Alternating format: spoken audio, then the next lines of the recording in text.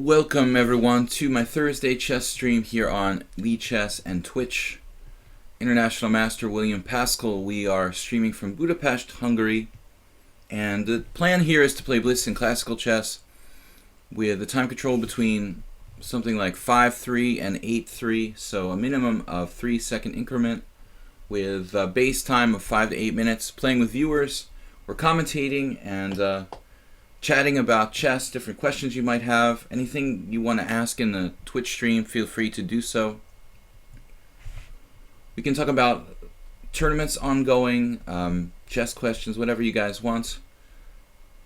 And we're going to start in just a minute. I had a problem with one of the challenges someone sent me. Yeah, Levantula is challenging me to 8 plus 5, which is over our limit of 8 plus 3. So we've got to draw the line somewhere, and 8 plus 3 is the maximum time control. That actually gets really long, the 8 plus 3, so that's the maximum we do. So if he could re-challenge me, if he's listening, if he could re-challenge me to 8-3 or something faster than 8-5, I will accept his challenge next, but just when he re-challenges me to something faster than 8-5, because I don't mind playing like 5-5, but the 8-5 with the 5-second increment with the 8 minutes, it gets really long. So we've got to draw the line at 8-3. Gladys Troll, welcome to the chat. Someone banned you from their chat. Man, that's really, I can't imagine banning you for something. You're so well behaved, you know. I don't know, man. No comment, but you weren't banned here. I don't see a reason for that. Good to see you. Good morning. We are going to play in a second here. Yeah, let's get it started. Levantula needs to re-challenge me. He's played a couple times, so he should realize pretty quickly that it's... I'm going to just like cancel his challenge, so maybe he'll understand. If he's not listening to the stream, maybe he'll understand like his challenge was wrong. I don't know. Maybe he'll just think I'm a jerk, you know, who's just like not accepting his challenge, randomly discriminating on him. No, he needs to re-challenge me. Okay, so today is normal chess, no weird Wednesday, no unusual openings. I think he realized. No, somebody else challenged me, Ghost Mine. So I'm not picking on you, Levantula. You just need to re-challenge to 8-3. Okay, Epithetos, yesterday he was the bubble. He tried to play, but I didn't have time because I had a really busy day. Now, this is a funny happening, what we see here. I've got to be a little bit fast because it's 5-5. This is maybe like the first time I've ever gotten the floor Mykonos variation. Probably my favorite line when I was starting out playing chess and learning the English opening. The floor Mykonos is one of like White's most aggressive systems in the English opening. And I can remember being like a class player, maybe... Well, between like 1600 and 1900, I really loved playing this for White. And even as recently as a few years ago, I think I won a game in this line. Very, very good system for White with e4. But you don't see this move order very often. The problem is that not too many people play knight f6 and e6. Yeah, d6 is a reasonable move. Of course, Black has a kind of like King's Indian and tempo down or something like that. There are other moves that are worse, and there are other moves that are better. I mean, the main lines are d5 and d5 and c5. So no need to be banning the troll from the chat. So, guys, probably the best game thus far of the most dramatic game thus far of Weekend A, the A tournament, was yesterday. Levon Aronian just blew Rapport away. I don't know that it was home preparation. It's kind of a weird variation that I can't imagine too many people play what Rapport played. It was kind of a strange position. So it's not clear, and I didn't read any interviews or anything as far as whether like Aronian had prepared this thing he did like over the board, or if it was home preparation, but the variation seems really obscure to be like that far home prepared. Like he played 20 or 21 f4. I don't remember which move it was, which was just crushing. Sacrificed a piece, and then Rapport was just hosed. Rapport just walked headlong into it. So he's got the win against Carlsen, but I don't like the way he plays. Newberger said, "Who wants to ban me?" I'll think about it, Newberger. Yeah, I mean, Aronian's move f4, it's like the computer just instantly spits it out, so if you sit there and think long enough, I mean, you're down a piece, you need to do something dramatic to win the game, but the question is, it couldn't possibly be home preparation, could it? I mean, that's what I'm asking. I guess it's not outside the realm of possibility that Aronian had analyzed that far, but the variation does seem kind of obscure for that. So here, I guess we take. This looks like a good situation for this kind of thing.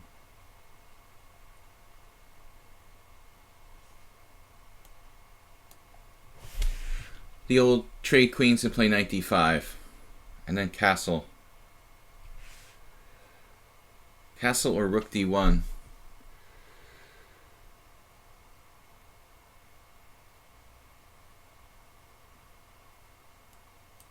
I guess rook d1 might be better to keep f2 protected.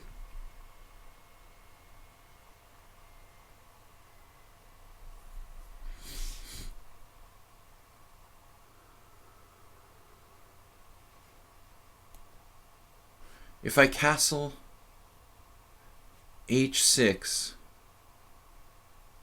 what am I thinking here? Now, wait a minute. Castles, does he have a move there? Yeah, like, he has to play king e8, I think. What? Wait a minute here. He seriously doesn't have another move? Is there a difference between castling and playing rook d1? Probably not. Leave the king in the center. You know you need me here. I could think of worse people to be in the chat. But anyway, that's the question. And what else what happened? Karyakin won against Andreikin. It was a kind of wood pushing game. I didn't understand, like, it wasn't like accumulation of advantages. It just seemed kind of random, and then Karyakin won. But I don't really like Andreikin either. He seems like he plays kind of like Jabava. Kind of random stuff and tricky, but not an inspiring player. So I was happy to see Karyakin win. At least Karyakin, he really tries to play fundamentally great chess.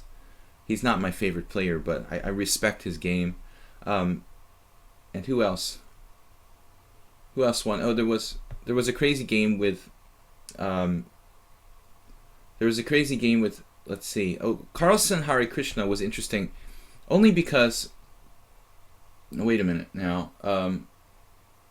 Yeah, Hare Krishna was white, and then get this, it was the four knights, and ironically, Carlsen played Hare Krishna's variation against the four knights, so it goes like four knights, and then bishop b5, bishop d6. I just thought that was ironic because it's like Hare Krishna, who actually was one of the first ones to as far as I remember, to popularize that bizarre variation for black. Constant Change, welcome. Welcome, everybody. We're going to get underway here. Epitetos forgot to castle, so now he's also playing kind of like a tempo down in the King's Indian. We win a piece, no?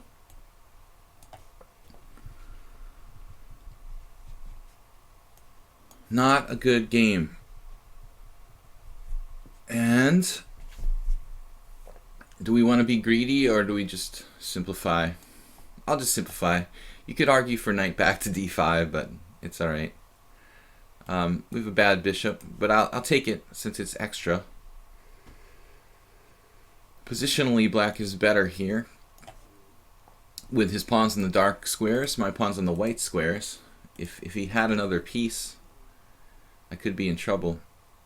Already I feel like I put my bishop on the wrong square. Alright, let's reposition here.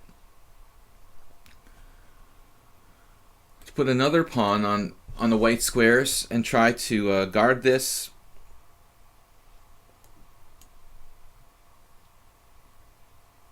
My big plan was to get the knight to a good square on c3, same as King's Indian. So, what else happened in Tata yesterday? Van Welly got a draw with white against Giri. He's out of it, you know. I don't think that Loke should play in this tournament anymore. It's very, very hard to keep your... I mean, he's experienced, but to lose that many games in one tournament, it's very hard to keep your psyche together. But there was another game I was thinking of. Adiban versus White... No. Adiban versus Nepomniachtchi. And I need to take a deeper look at that game, because Adiban like sacrificed a piece, and it was very, very complicated, but somehow it ended in a draw. It looked really like this is the last game that should ever end in a draw.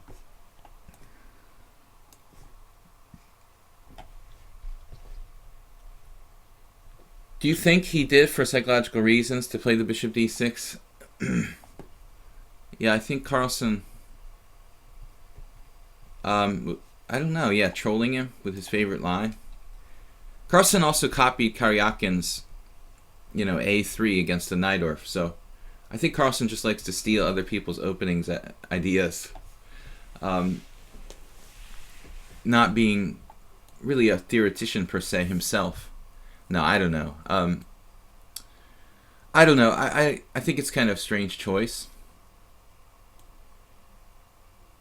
I don't know what the history is between Hare Krishna and Carlsen, how many times they've played and what the record is. It would be interesting to know that. Carlsen is black against a player that good. Fair amount of the time he's going to draw. So the question is like how bad he wants to play for a win with black, and what his record is against that particular player.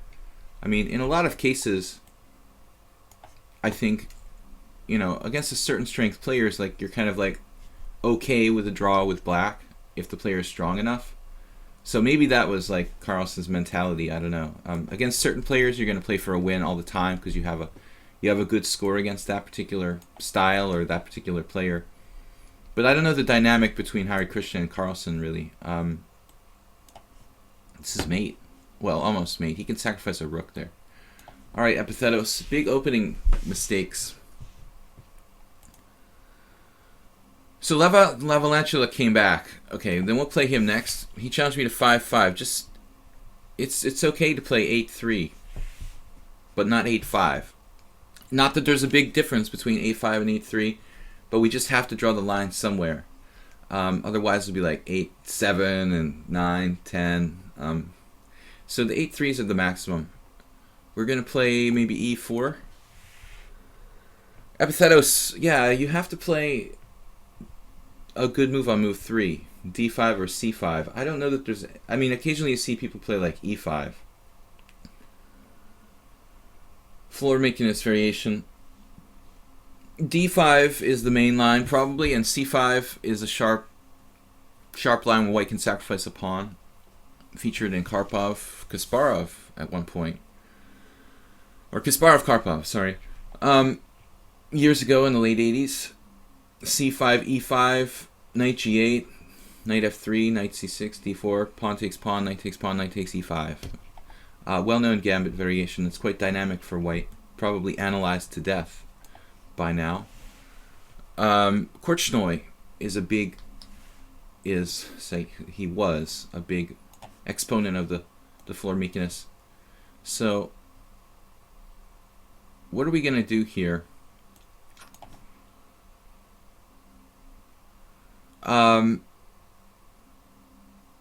This particular variation, I guess I'm playing G3.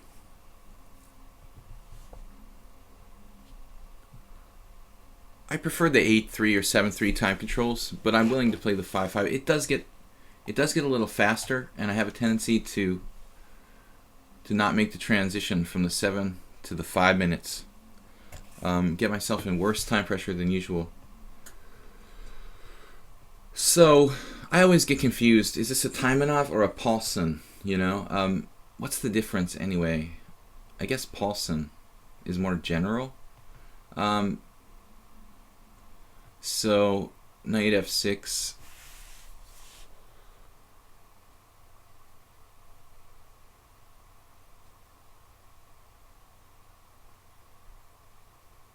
I've had this game years ago. I think I played against Lucian Philipp or Philip Lucian. It's a Romanian IM. I played this position against. It was a draw. It's a good line for white. I think it's pretty solid. Michael Adams style, you know, safe king, castle king side. But you have chances to just like increase your space advantage slowly, or even possibly play for a kingside attack. White can play on both sides of the board, a4, or depending on your style. I think that g3 is a good setup when you're facing e6 Sicilians, in particular.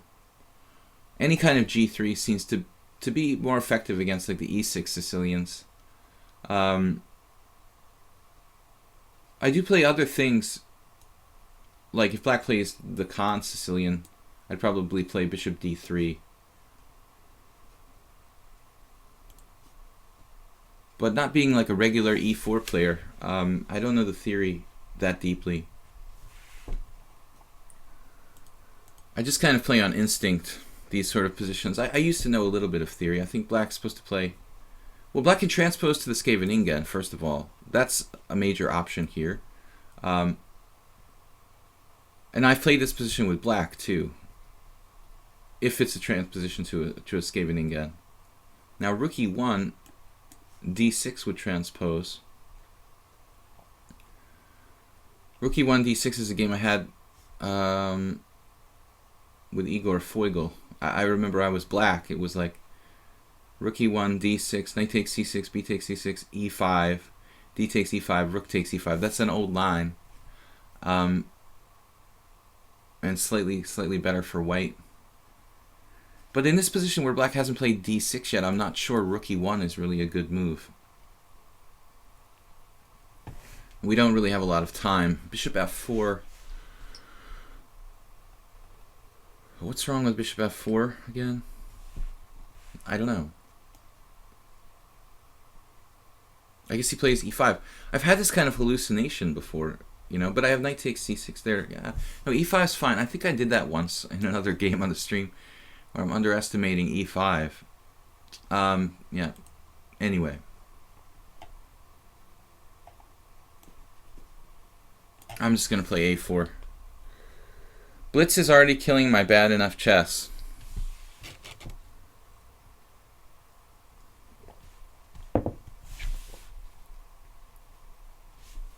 Well, I know that I think that it can be damaging if you do it to excess, like anything else. But I think it's a good training tool. I know a lot of players who really aren't that alert tactically, who I think could benefit, including myself, from playing more blitz. Man, I you know what I did yesterday? I was looking at some old games I played. I was looking at some old games I played in blitz like almost 20 years ago. I found online like a 5-game set I played with Larry Christensen in 1998. It's really strange to see. It's really strange to see blitz games you played. There were 3-minute games I played with Larry back in 1998, and it was we split the 5 games 2.5, 2.5. So I'm capable of playing fast. It's just a matter of like getting up to speed, you know. And my game was way more tactical than what you see here. Very, very fast and more tactically based, of course. In 3-minute chess, I was playing like a maniac. I can change styles. I'm actually capable of playing extremely crazy and very, very aggressively. But I don't think that that's my strongest suit. So the 3 minutes, I need to change styles basically in order to play the 3 minutes. Now it's a little different. I probably had this position against Nick DeFermian with black in the U.S. Open. It looks like DeFermian versus me in around, like, I want to say 1992. But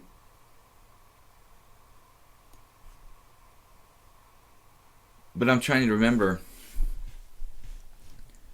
if it was really if it was a G3, or if he played like Bishop E2, Bishop F3, Bishop G2. I can't remember now. B6 looks normal.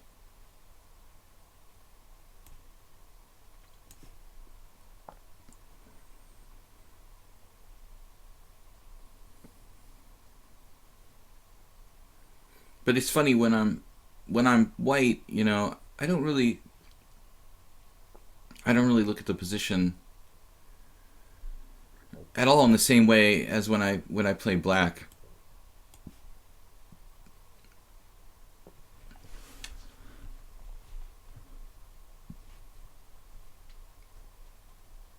Kind of awaiting developments here, you know. I don't want to commit myself.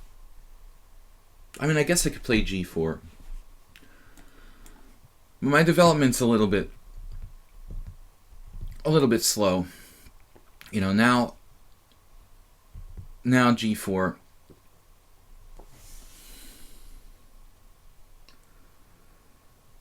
Is an idea, but it's not the only idea.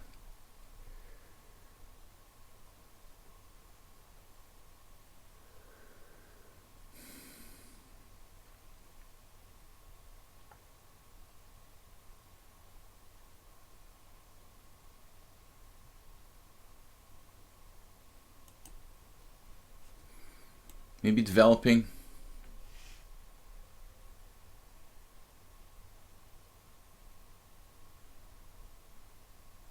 I was concerned about G4, D5, honestly. I think this is a very reasonable pawn sacrifice for black. Maybe I should have analyzed, like, pawn takes, bishop takes, D5 more. Alright. It seems a little strange to play A4, then move the rook away from the A file, but nothing's happening over there. And I want to clamp down on D5. I don't like this D5 pawn sacrifices for black, so getting the rook to the D file gives me complete development. Though I think he could have played knight A5 last move here. This is probably best. Although in that case I could play knight back to D2, I guess. It's just too fast a time control to properly evaluate everything here. G4, now D5. Seems like a better version to me, because I'm more fully developed with rook D1. Because he's played like rook FD8. I don't think it's going to matter. I mean, the F file is going to matter that much.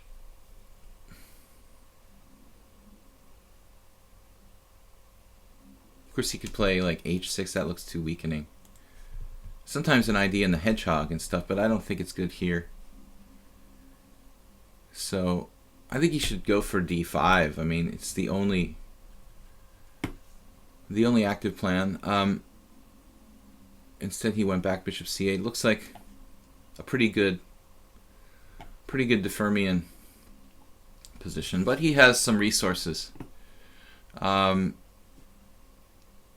Ivanov has trash compacted people like this a million times. I don't know if F5 is the best plan or not. Other plans like Queen H5 and Rook F3 and all that are interesting, but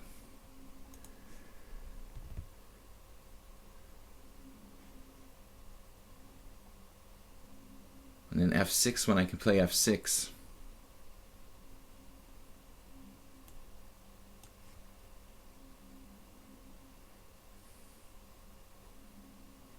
I lost really badly to Alexander Ivanov in this type position once. But I don't think he can take on f6. I think you have to play bishop f8 there.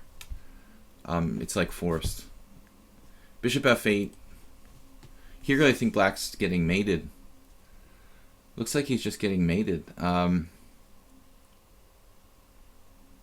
It shouldn't really be defensible.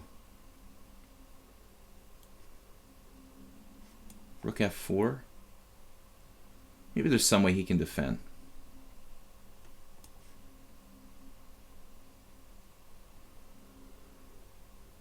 I have all kinds of rook lifts. I mean, I can exchange this and go like, well, maybe not, because he'll take with the d pawn. Knight e5.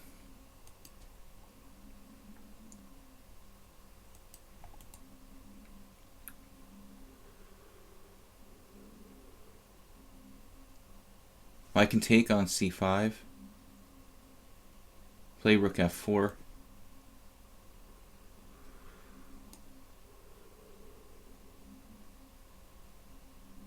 It's not that easy, actually.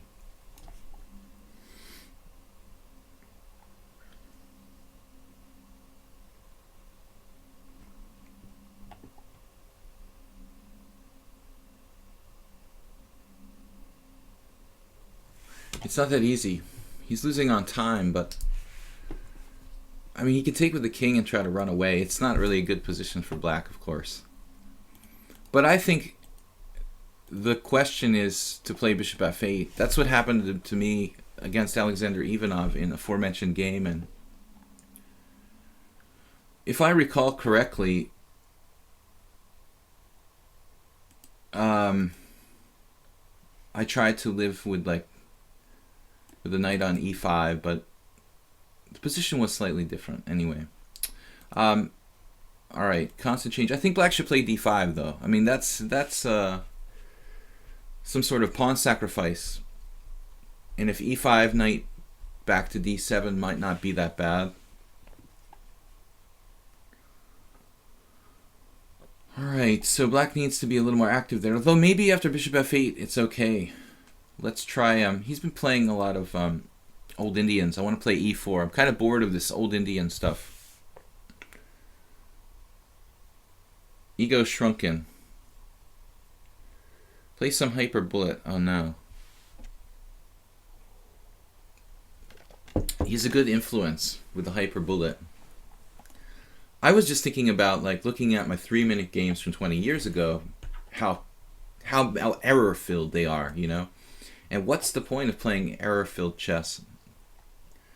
Well, I guess improving your tactics would be the justification for playing 3-0 or faster.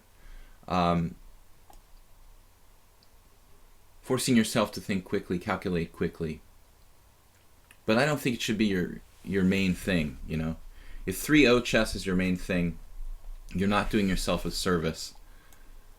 You're not doing your chess game a service if that's your main game, you know. I want to try to play quality chess and improve overall. Constant change. Have we played this before?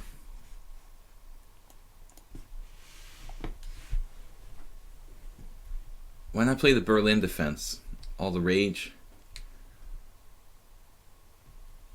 But anyway, the normal Lopez is fine. I just don't recall if we played this. Yesterday somebody played knight a5 against me, and then I realized that's a variation that Elianov has played. Kind of weird, not waiting for me to play h3.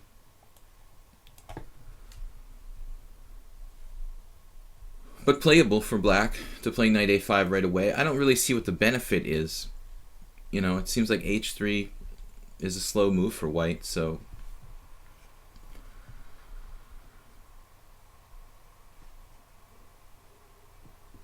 mostly I've been playing d4. But what if we try to play slower here? Smyslov, I think, played d3 sometimes. So here my strategy is to try to fight for control of, ultimately I think to fight for control of d5. In a sense, similar to the Sicilian, that's a very important key square.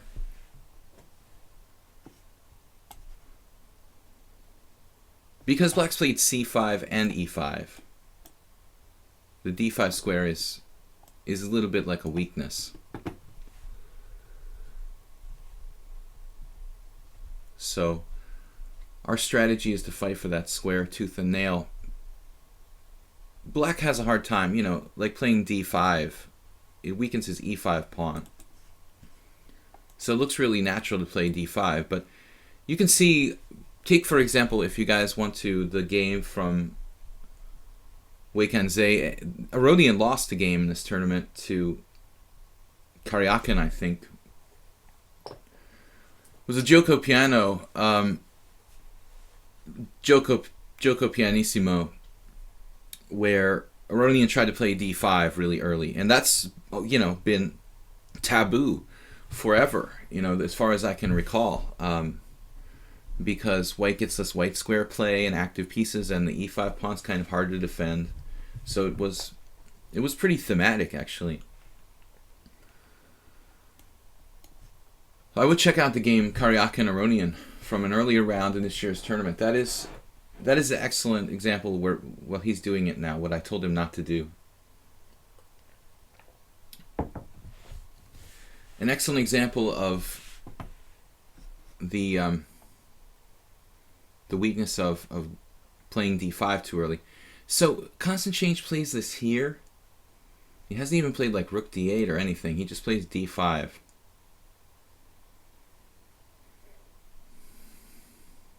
Looks dangerous. If I were to play something like knight g3, I think I would end up in a passive position without really justification. Kind of backward without really justification. Black has more space. So I think this is mandatory.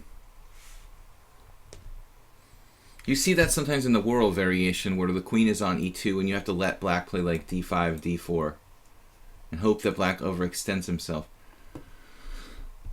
But I don't know, black looks a little fragile here. There's the bishop on c2 that can be strong. The e5 pawn is hard to keep protected. That's exactly what happened to Aronian. Aronian against Karyakin, he had to play f6, and then like the white squares were very weak. So if I could induce f6 somehow, that would be good. Possible there are even tactics. Knight takes e5 and d4. But I don't think it's enough. I really wish I knew more theory here. I need a little help. Hard to believe this is okay for black. We could play knight g5, kind of King's Indian type of idea. He could even take it though. d4. d4 is possible.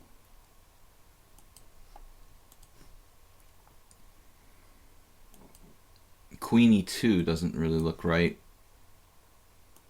Maybe playable.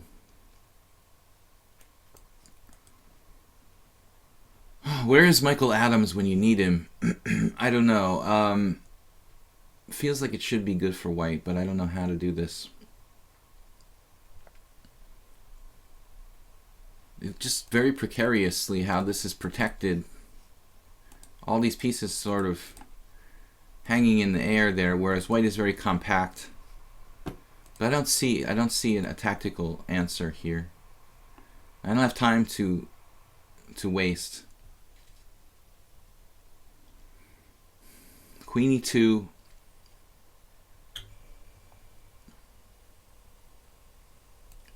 There's nothing with like knight takes e5. Is there knight takes e5? Knight takes e5, queen h5.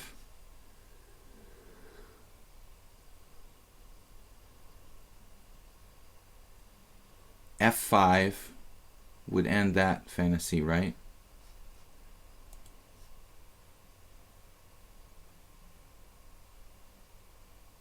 Probably.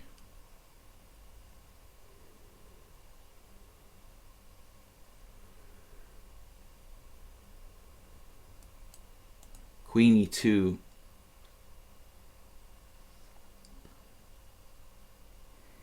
Okay, let's play knight g3 and then await developments.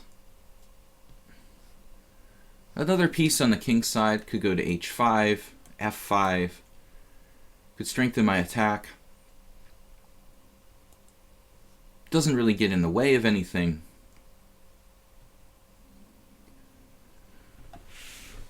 h6 is weakening. d4. I mean, d4 is almost strong immediately.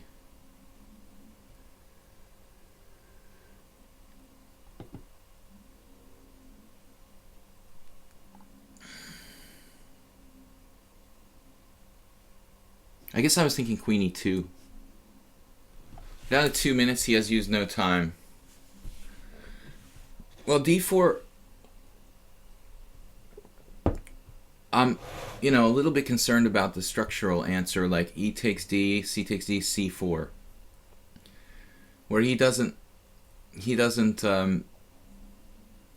let me open it up completely.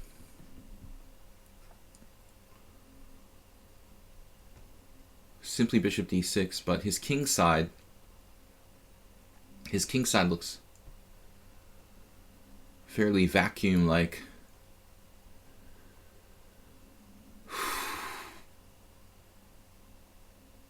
What am I doing here?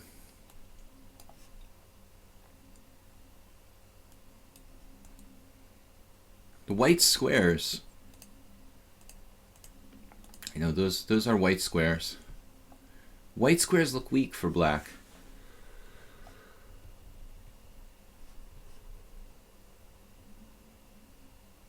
He's managed to protect everything for now, apparently.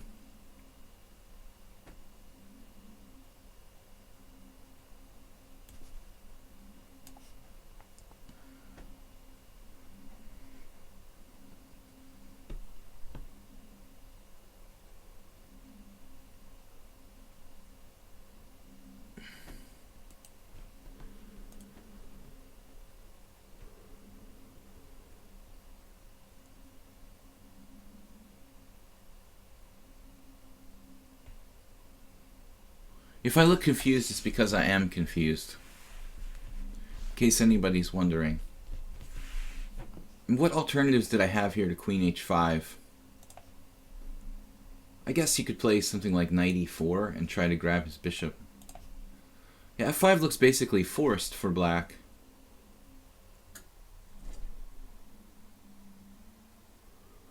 I can sacrifice a piece.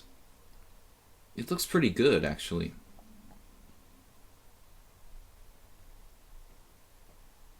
I'm going to vote for the piece sacrifice.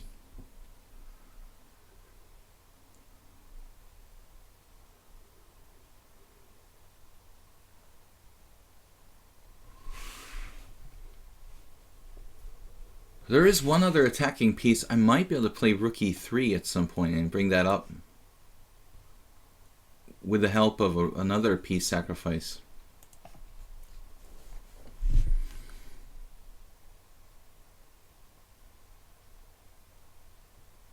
I'm not sure if this is enough or not. I wish I were.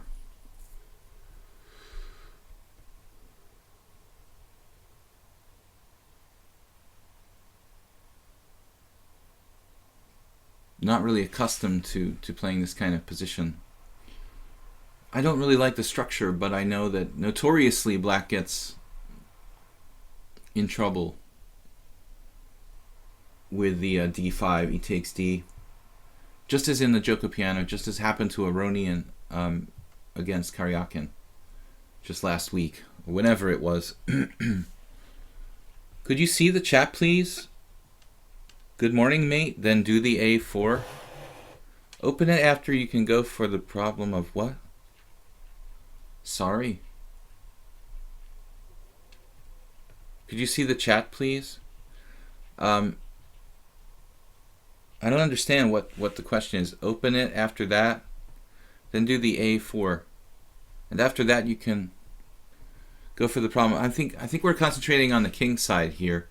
I mean, the idea of playing A4 is okay, but it's not really like the main focus. Once black plays D5, I'm worried about conducting an immediate attack, because this structure is favorable for black, so I need to act quickly here. Once he plays D5, yeah, you could do A4. It doesn't really do anything. I mean, black could just play Rook B8, and it's like a positional concept. Playable for white, but I need to do something faster. I mean, I guess it wouldn't be a bad move. Now he played this.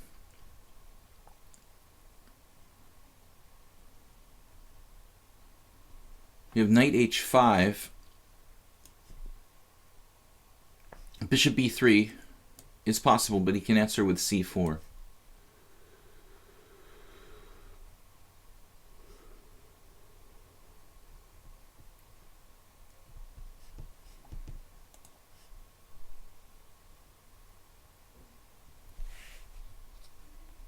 It looks like black's very discoordinated here.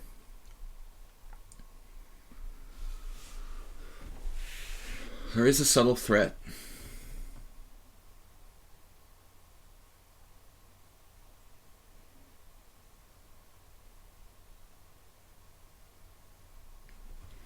But I need one more, let's say,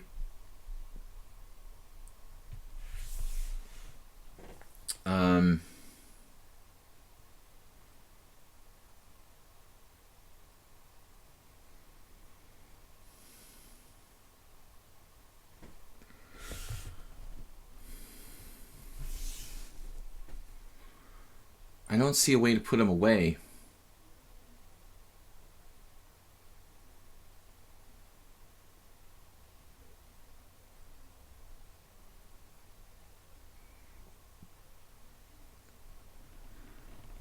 Okay, where is the win?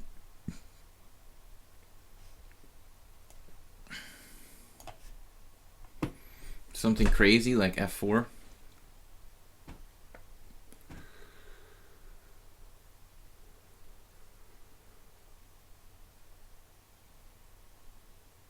Why did I play this? You shall see, hopefully.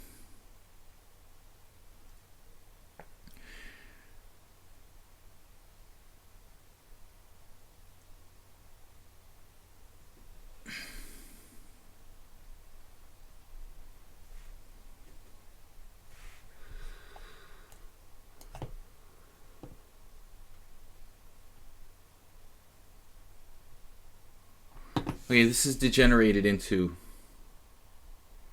total blitz. I misplayed this. Now, Rook F7 is a good move.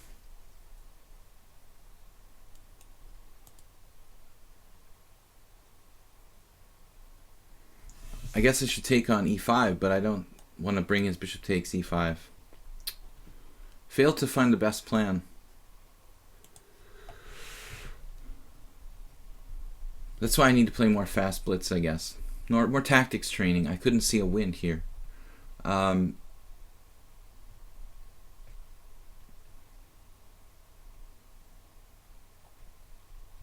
Totally unconvincing. Why would you take that way? You could take with a knight, and I didn't see anything. But this is a mess for black. While technically up material, white's pieces are brutally active. But he could have just taken with a knight on F4. I think it was like a blunder.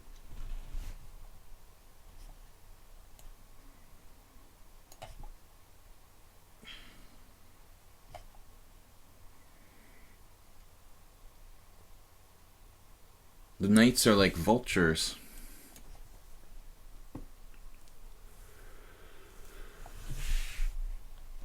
I probably missed 100 wins. I realize that, but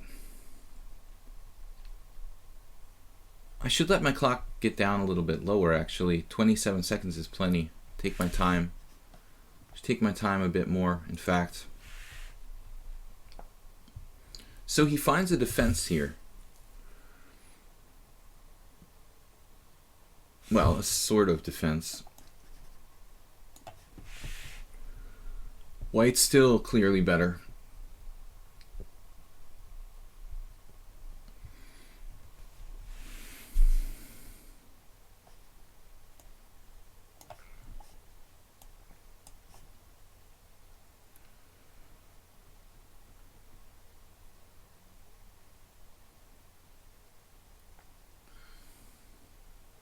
Dark squares against white squares. We picked the exchange back up. We're up like 4 pawns or something. Yeah, this was bad. Sorry about that constant change.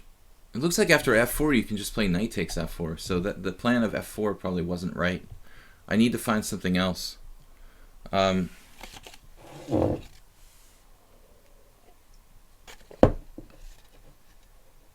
takes f4, rook g3, mating. Oh shit. Are you serious? Then I'm a genius. Oh no, really? Justice Bot comes in with a suggestion. Wow, it is mating. Alright. I thought I had blundered. Knight takes f4, rook g3. I guess somewhere deep in my subconscious I saw that when I played rook e3, but or just felt it, you know. Maybe it is good. Only time will tell. Later after the stream, we'll check it out. Thank you, Justice Bot, for setting my mind at peace. At least it wasn't completely unsound. Nice to see you, man. Haven't been around for a while. I guess it's pretty late where you're at. Okay, so it's not the Weird Wednesday, but let's have some fun here with f4. I'm kind of getting into f4. One of my teammates played it against a fairly solid IM last round in our team championship. And the problem with it, I think, is that this transposing to the closed Sicilian just doesn't really do it for me. Yesterday we had a game on the stream. I don't mind playing the Dutch, and I don't mind playing the Fromm's Gambit or the King's Gambit or stuff like that, but playing the white side of the closed Sicilian, transposing to the closed Sicilian, does kind of get on my nerves. I don't think I would enjoy doing that on a regular basis. Scottie Pippen. Well, I never would have seen that. Yeah, Justice Bot picked that off. I would have seen it when the computer told me about it later, but I would have seen it if I was a little sharper, but I'm a little groggy apparently. Tactics not my strong point at 10 a.m. F5. Of course, Justice Bot is sharp because it's probably like 3 a.m. where he is. F5, the symmetrical Dutch. So it's like a Botvinnik English with the pawns on d5 and f5. I love it. He's got a massive hole on e5, but perhaps one square is not everything. We can't win based on just one weakness.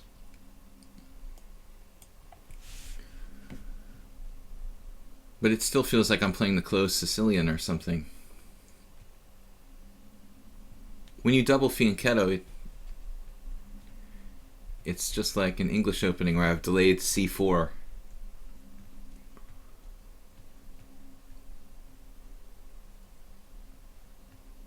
I don't think this is all that bad for black, but what's his plan with the bishop on e6?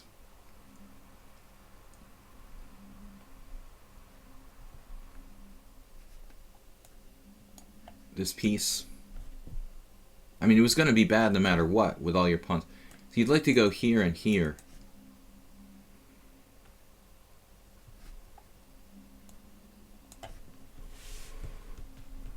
What would I do if he played bishop f7, for example? I would be strongly tempted to play knight e5 and take it. it's sort of perverse to take that pawn-like bishop, but it's coming to h5 and it's going to be a part of the game. So that's the question. Do we trade a strong knight for that trashy bishop? Or can we live with it on h5?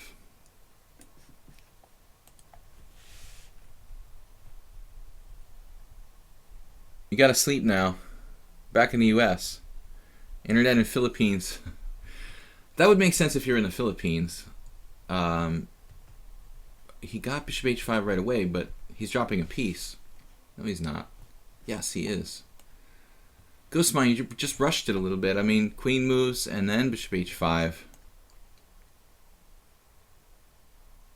You're just losing a piece here. So, it would have been an interesting situation. I mean, what could I do? Like, he moves his queen and h3 and try to play g4. So maybe queen c8 or queen e6. I would have been strongly tempted to actually take the bishop on f7. He loses his right to castle. It's not really a big deal in this closed structure with 16 pawns on the board. And he gets a knight for a bad bishop. But I have the e5 square. Now he's just falling apart. Alright guys, I just want to remind you while we have some downtime that... oh, he did resign. That we have a YouTube channel, Video Chess Training on YouTube. I do appreciate if you guys like and subscribe over there, where I upload the streams, the live streams, my Sunday simul every Sunday at 6:30 p.m. CET. And also, we're getting some drop frames, guys. I might have to restart the stream. Let me keep an eye on it. It looks like it's okay. No, it looks like we are lagging. Where did it go? You guys, why do I not have a board there? How long has the stream been down?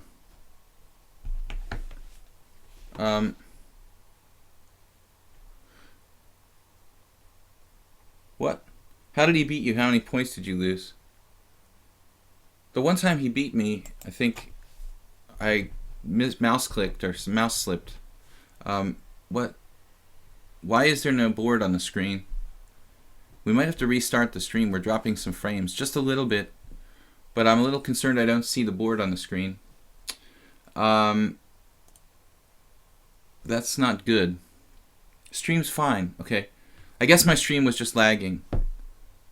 But I'm dropping like 1% of frames. It's not really good.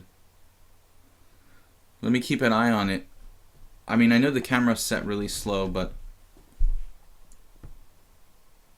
I had a disk problem with my computer, and I'm thinking that's what's going on with it. I'm not sure the stream is fine. We're starting a new game against IK Core 1. I'm going to play e4 again, but we may have to restart the stream. I was dropping frames, now not. Looks like it's a little inconsistent. Okay, let me see. I think it might be an internet issue, or it might be something with my disk, because yesterday or 2 days ago I had a warning again that my disk space was full.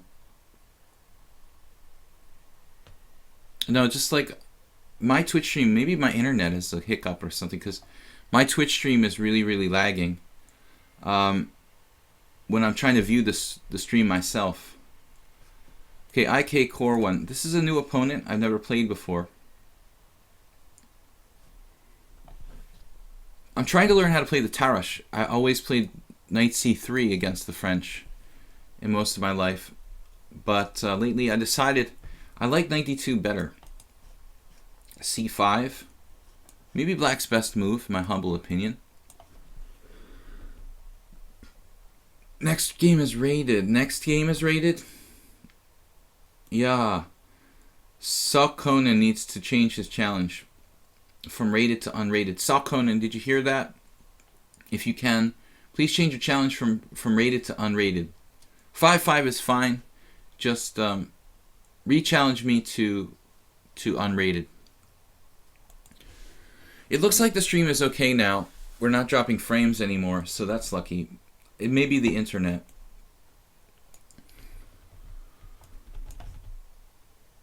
But I did have a disk issue with my computer and low disk space, so I was a little bit worried. I tried to clean some space on the hard drive, but I'm not sure if it's resolved or not.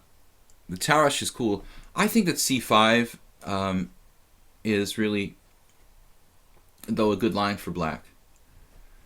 Now here he played knight f6. I think we had this exact game last week or 2 weeks ago. Oddly, some strong players have played this. You know, it's not really like the typical move. Normally, you see knight c6.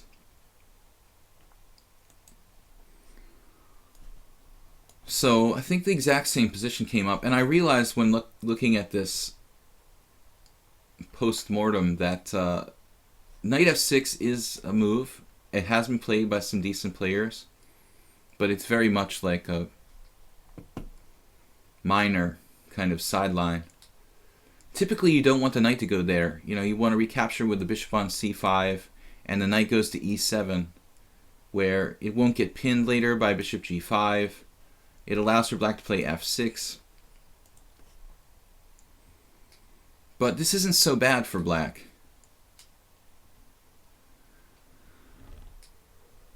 So you can buy a cheap external USB disk and move some stuff to it. Yeah, that's the best idea. I think I might even have one somewhere. I think I have one. Good idea. Bishop d7. So this is our game from last week. I think I played this exact same sequence, and I was kind of like, well, where's my advantage? We got a very, very, very microscopic kind of advantage in the same exact line. If I remember correctly, there was one move a little bit later. Okay, trying to remember who played this against me. I think it was one of the American viewers who was fairly high rated. I can't remember his name now. This game was played last week, and so this position, I think I castled, but the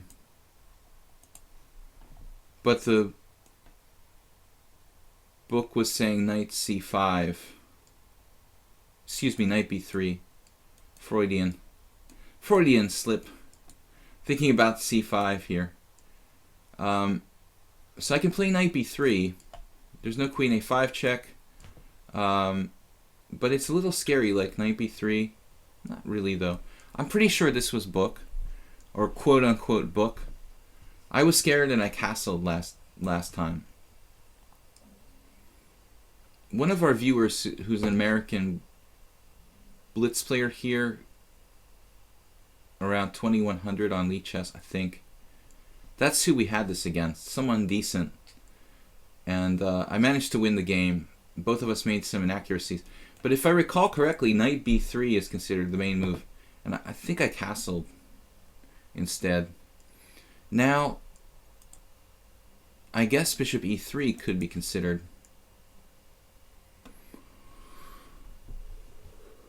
Well, maybe it's practically forced. Well, I can take on d7. I guess that's it. Although I don't like taking on d7, do I? Don't I have a problem here now? IK Corwin. He's 1300 in blitz. Damn, dude. You know this line.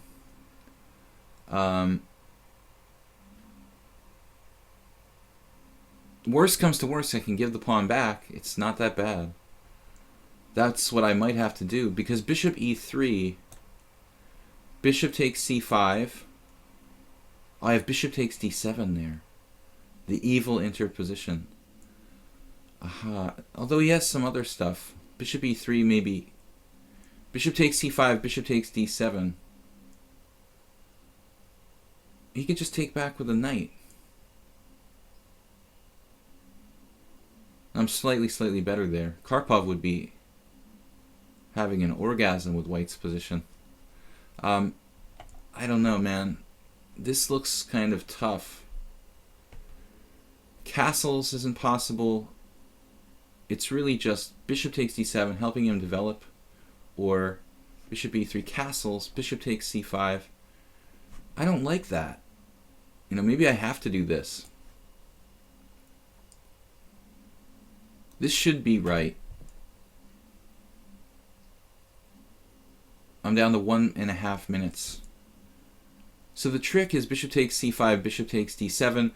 And I'm saying Karpov would be really happy with this. Bishop takes d7, knight takes d7, knight takes c5, knight takes c5, and like castles with isolated pawn position that's like good for white. Looks good. And I don't think I want to play. I could play bishop d3. Maybe I should. Keeping the pawn. The why not? Alright. It's a little greedy, but trading helps his development. I have to deal with bishop g4. That's okay. I don't think a6 is right, man. I think you have to get your pawn back. So bishop takes c5. Knight takes c5. Queen a5 check. That's the point. Therefore, after bishop e3, I have to play bishop takes c5, bishop takes d7, knight takes d7, etc., etc., etc., etc. Bishop a4. Wow. The ultra subtle bishop a4.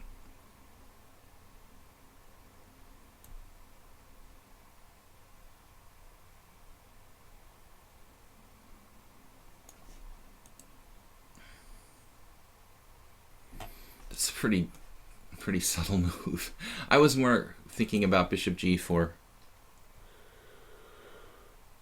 He missed bishop takes c5. No, just a spot. He missed it. I just said that. But, I mean, I didn't mind it, you know. Bishop takes c5. Bishop takes d7. Knight takes c7. I'm just going to give him the pawn back and play with a better structure. That's what I said. Karpov would be having an orgasm over that position for white. But it's very technical, and black gets his pawn back, you know, so I'm willing to give him the pawn back. Yeah. Yeah, he missed it, or maybe he intentionally didn't take it back. Maybe he's trying for more. Yeah.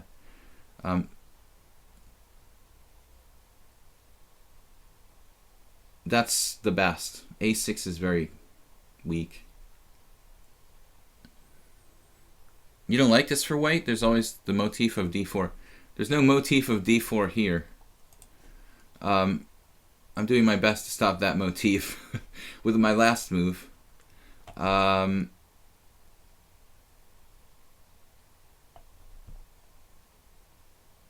here, I guess I have to take here. Ultimately, he's going to get his pawn back, it looks like. Oh, he could do a tactic here, 1300 style. Knight takes on c5, knight takes c5, d4. That's a little dangerous for black, perhaps. Bishop, knight e4. Well, I have like 30 seconds left, but I was thinking bishop takes c5, knight takes c5, d4. But those positions could be really sharp after castle's queen side. So he played knight e4. Now he's effectively a pawn down with some compensation of a dubious nature.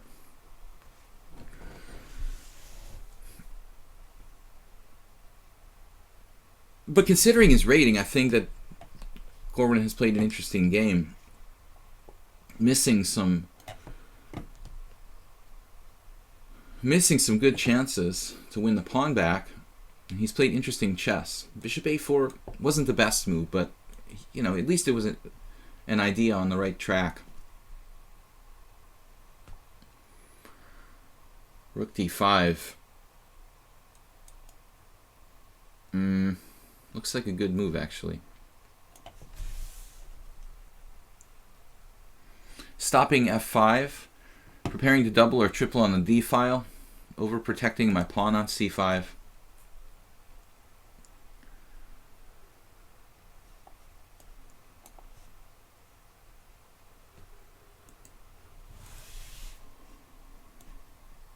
This guy's pretty competent. I don't like the opening and I don't like being down a pawn, but plays a decent game. And c4, I think we'll pass on that.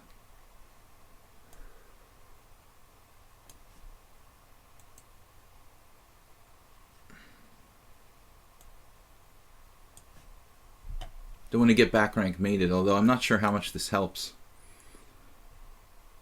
Still, black has a tiny kind of compensation for the sacrificed pawn. This is a good move too. He sees a lot of stuff. I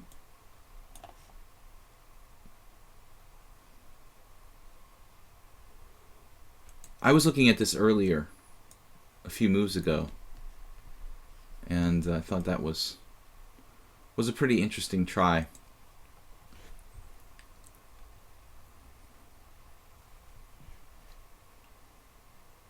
But I mean, for a guy who's 1300 in blitz, man, that's not a bad game.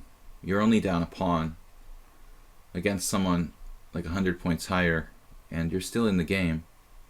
b6, probably. Going too far.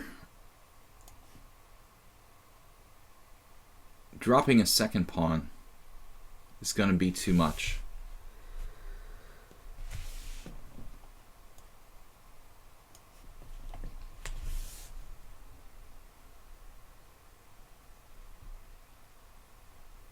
But reasonable game. Just not the greatest variation. Probably playable. But as you know, as Justice Bot pointed out, black can win the pawn back with a slightly worse position. You can't blame the guy for trying. I said that before you said it. I don't think Karpov would orgasm there. Looks like black has some good pressure with the queen on e2. Yeah, he still would prefer white though. Okay, we're gonna play Diovin. Been a while since I played this opponent. Don't recall. We could kind of research here. Seems like an unfair advantage, but like look at your last games against somebody. That's not available when you're playing in tournaments, right? Is it just am I right? Can you see the games? It's not when you're in like a tournament. Diovin playing the Benko. Let's play something fun, guys. I usually play my professional move is b6. Now nobody lets me have any fun with a takes b. g6. I've talked about this once or twice. In the old days, when I used to play the Zaitsev variation for white, when people would do this against me with g6, I'd go completely berserk and play like f4 and e5 really fast. But somehow, pretending like it's like a modern Benoni, like a 4 pawns attack or something, I guess it could transpose. Come to think of it,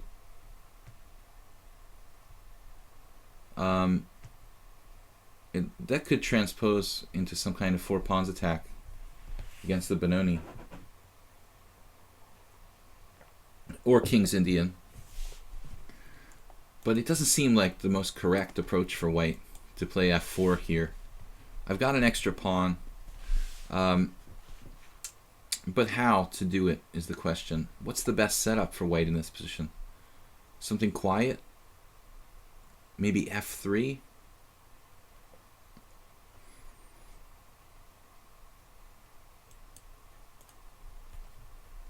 Not really sure.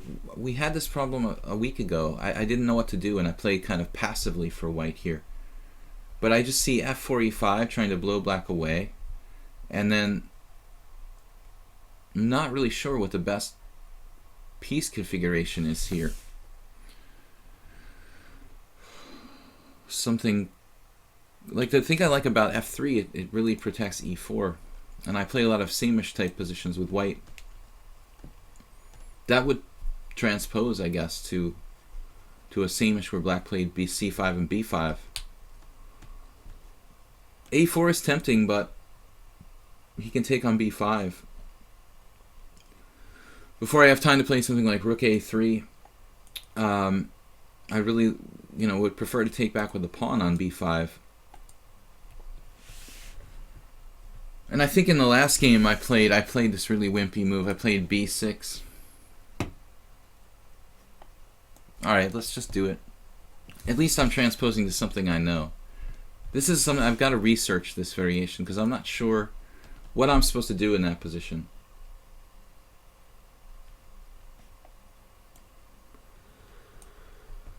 So we transpose back to my other line. The nice thing about having two things, playing two different things against something, we can transpose back and forth. So this is like a main line. I had a game against Alexander Vojkovic in this position. I learned something very valuable, though I lost the game. We took away something very valuable from that game.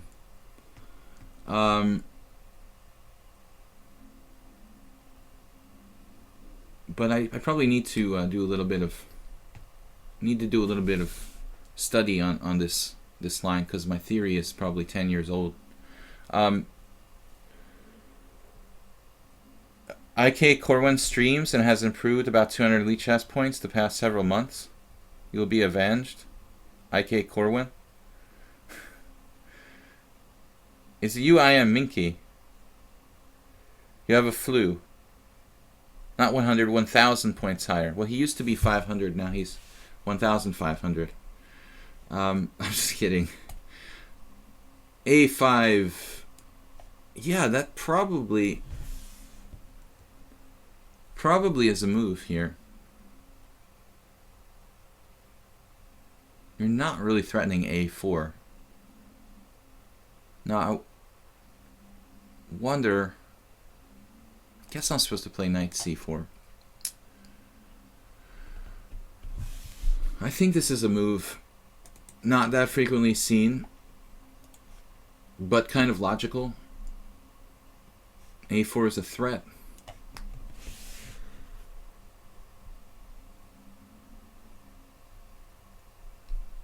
Now, Diovin is not bad, 1990.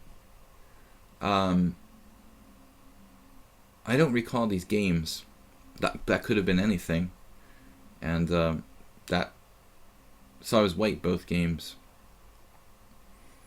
Well, more than likely it could have been a Benko. I don't know if I played e4, d4, or what. Knight a6, where are you going with that? To b4?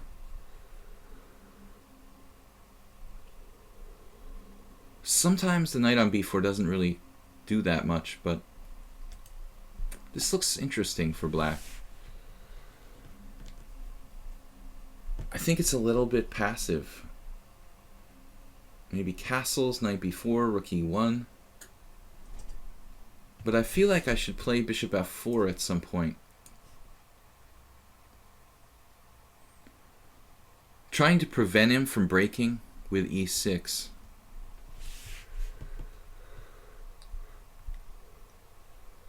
It's sort of a funny moment to do this. Because yeah, I was backwards on the b file, and like rook b8 starts to look like an interesting idea, but he can't play rook b8 and knight b4. So that's my general conception here.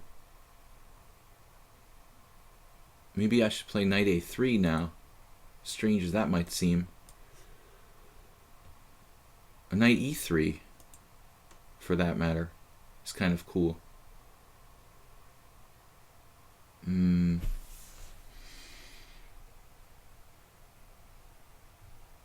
Knight e3, knight a3. Why am I thinking about these things?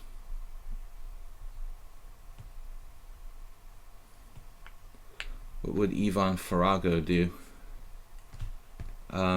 He'd just be like, okay, trade my knight on c4, I don't care. I'll take the two bishops. white square weaknesses are on the board for black. Bishop on b5 would be kind of powerful. So I guess I'm not afraid of you trading off my knight on c4. I guess I'm best off just you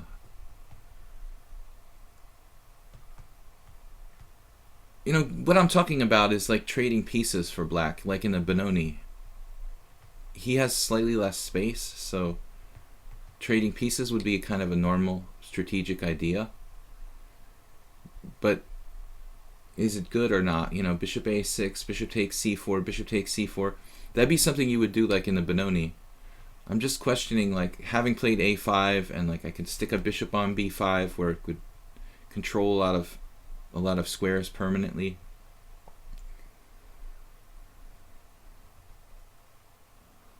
There's also the possibility of him playing knight h5 at some point.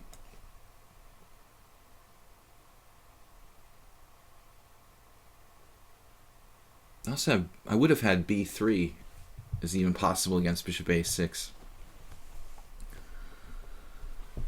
I think knight d7 is pretty slow.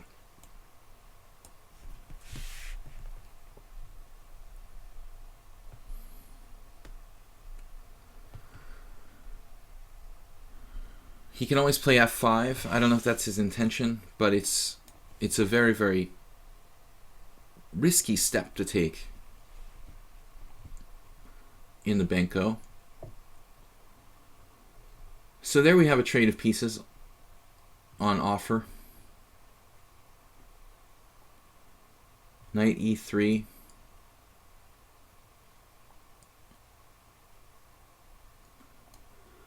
This will stop f5, or at least discourage it. But my piece coordination is a little bit messed up. You know, I mean, bishop on f4, knight on e3. It does happen in this line, and it's not my idea. I think Ivan Sokolov was the first one to put the bishop on f4 and then like retreat knight c4 to e3 about 20 years ago. But maybe more than that. Around 1996, I saw an Ivan Sokolov game, which inspired me to play this line, by the way. Maybe not the first time I played it, but that was an important game. White doesn't allow trades of pieces and just kind of slowly tries to squeeze black. I mean, his breaks, this is risky, weakening the king side and the white squares. e6 is like prevented by the bishop on f4. But it's hard for me to, it's kind of hard for me to make forward progress. Now I guess knight g4. Looks pretty natural. This is a blitz game. a5 and knight a6. You saw a video from Shirov on this opening. Black is playing like how Shirov recommended. Yeah, the a5 I think is a line. But it's been a long time since I faced that. But this looks like an awful lot of space for white.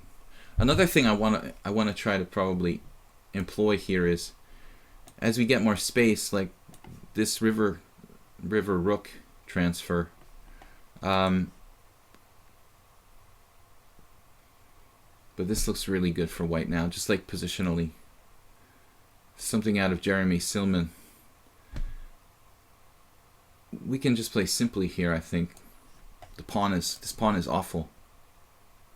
It's like lost.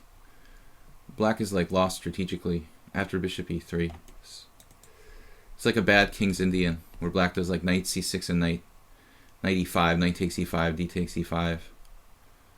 I don't imagine this pawn pulling through on his deathbed.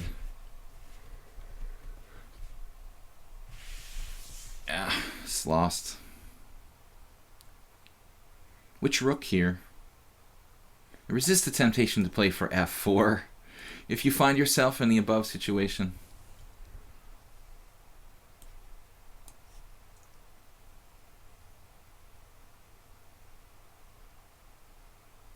It's going to be hard for black to defend this. f5.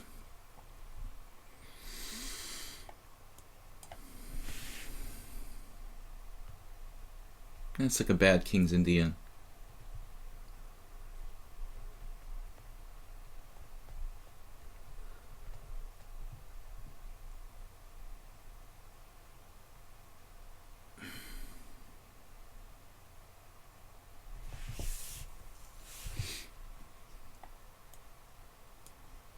There's no counterplay on the king side. I thought his only move was knight a6, as gross as that is. At least he can save the pawn there. Here, knight b5.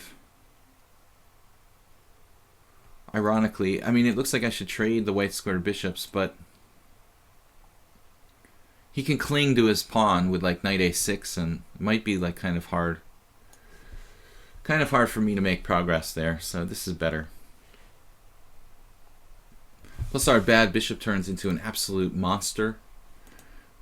We have like bishop g4, bishop e6, a passed pawn on b5. Ooh, this is really, really bad for black. Maybe he can put up a little bit of resistance, but I don't think it's... I mean, the pawn itself is winning, I think. But there wasn't really any defense. Maybe knight a6. It's looking like white strategically winning, though.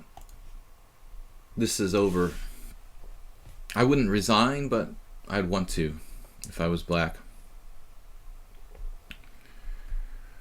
So I think the opening was okay. If we look up a5, but I have doubts about maybe a5, a4. Adams has also played the Benko with black. Similar fashion, I think. Shirov, definitely. The a5 is... I may have had a game in this a long time ago against maybe a Brazilian guy, I don't remember. Good try, man. Rook f4. Someone's been studying their Petrosian. That is a nasty move, dude. That is a nasty, nasty, nasty move. I like it a lot.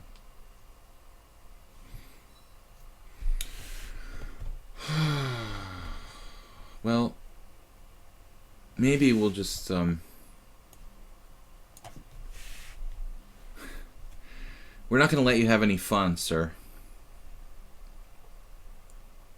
We're going to prevent fun on this stream whenever possible.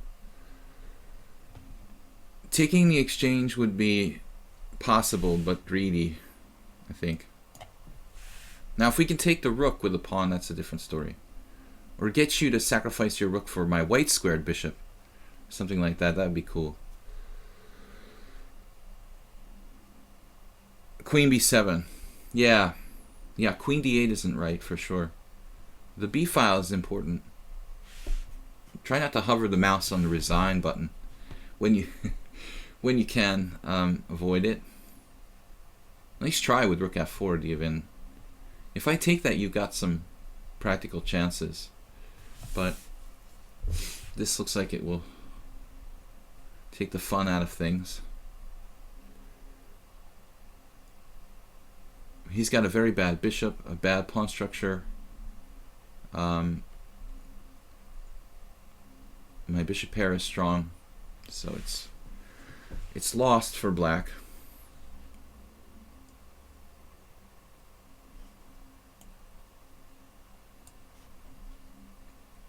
He doesn't really have any counterplay, and notable is the knight on b4. This happens a lot in the King's Indian when he has like one last cheapo, queen h3.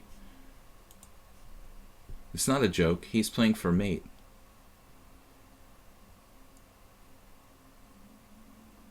There's some little tricks there. I'm not real happy about that. Maybe we best be on our guard.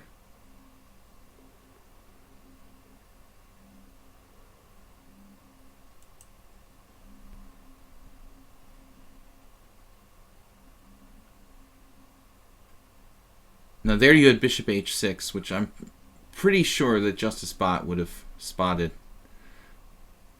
That seems like it would give black some counterplay. Trading my other guy off. However, now I think, I don't know if this is best or not. Bishop g4. maybe we just trade a set of rooks to eliminate the danger. Bishop h6 might have made life kind of awkward for me, trading that bad bishop for my good one. Not sure how easy it would be to win after that. A nice tactic for sure. Yeah, exactly. Well, my point that I was getting to about knights on b4 and a lot of variations of the King's Indian. I used to play I still play the Smyslov system with bishop g5. And that was like one of the setups that people will try to do, you know, put a knight on a6. But like, what's up with this position? Is this some sort of trick? He's going to play queen f6 or something?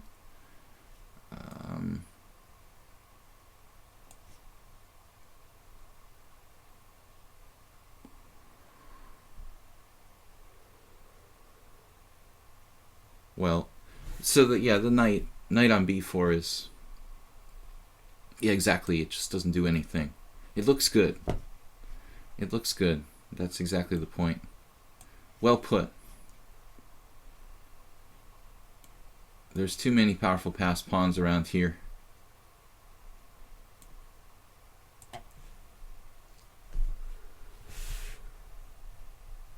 Man, but he had bishop h6. That would have been really nasty. Have to be Wesley So to find that move. e7. And we're having fun now. There's still some mates. We still have mates. Ooh, this is not a good move. He resigned. Couldn't take it anymore. Okay, Diovin. Bishop h6. I don't know what's happening after that. Salkonen did change his challenge. And we've got Subpixel. Salkonen originally challenged me to rated, but with the commentary and whatnot here, we prefer to be unrated. Bishop h6. I am Minky. I am Minky.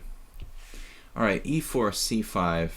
We didn't play too many games of black today. Seems like we've been white in most. A lot, in fact.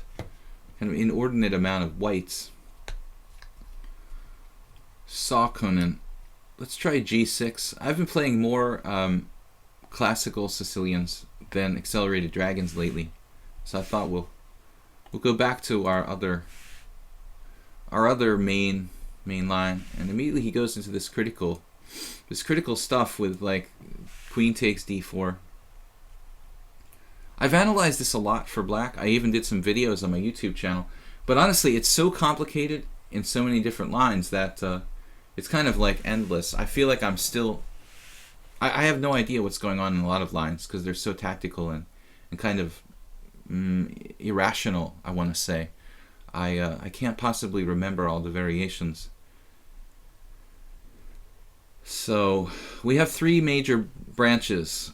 Knight c3, e5, and bishop b5. For some reason, nobody's playing bishop b5 lately. It's out of fashion. That actually was like the most fun line, I thought. That move here was first popularized by Bronstein in a famous game, but nobody seems to know that, at least not on lichess. So e5, and then white has a couple different branches here. I had a blitz game with actually Levon Aronian one time, live, a long time ago, in this exact position. I think Levon played queen a4 against me.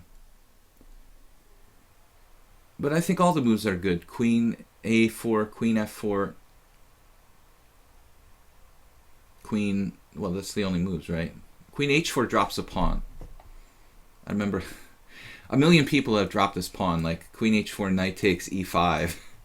Knight takes e5, queen a5 check. That's a very, very common pawn drop. Now, queen c3 is interesting. It's a bad move, I believe, but I'm trying to remember. I mean, I don't know how bad it is. It may not be like losing, but I'm sure that white loses his opening advantage with this move, because he's setting himself up for stuff like bishop b4. and also getting hit by the knight. E6, however, threatening the cheapo and bishop to b4 is certainly playable. I'm not certain it's the best move or not.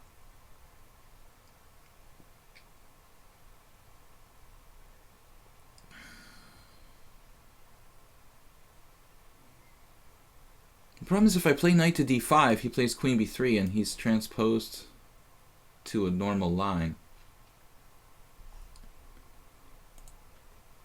So if we go by POE, otherwise known as process of elimination, maybe e6 is the move. So if knight d5 is only a transposition, we ought to go with the more interesting possibility. Now bishop g5 would be funny. Bishop g5, bishop b4, bishop takes f6, bishop takes c3 check, knight takes c3. I don't know that white has enough compensation there for a queen. So probably better to do something else. Apparently what are you talking about? Wesley So find more than just moves. He's found God. That's how he wins most games. Well, he's found 2800 one way or another.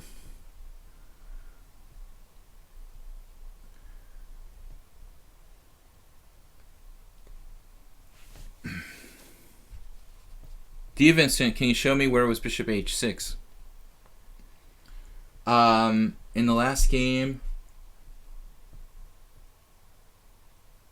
you had bishop h6. Well, shortly after retreating your rook back to wherever it went on the f-file, you just played queen d7. Okay, the move after you played queen d7, Diavin, I thought I made a threat of some kind, and you like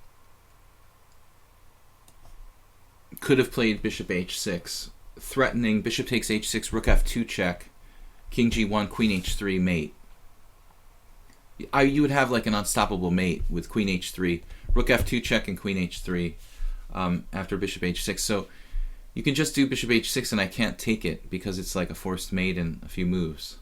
And then you trade off the dark squared bishop and it looks like you have good chances. Maybe white's still better, but I'd have to be very careful about the dark squares. Like f2 in particular. I have to watch a rook coming to f2 with my dark squared bishop traded off. Not to mention that it just like totally saves your whole position because your biggest problem was the bad bishop on g7. Not only giving you tactical attacking chances, but getting rid of your biggest problem piece. Bishop g5. You like bishop g5? 2 pieces and a rook for a queen. Oh shit, is it that much? We'll have to take a look after the game. Queen b3 now. So, yeah, this looks a little slow for white. I think this would be a book position. I analyzed like queen a4, knight d5, queen b3, e6. That's been played by Leko Pater. But we've got the free move g6, and he's got the move a3. We have Leko Pater defense with a3 and g6 thrown in for good measure. The g6 got to be good for black. I mean, I've got bishop g7 and I can put pressure on that central pawn. So that's, yeah, this pawn is very likely to fall, this pawn here.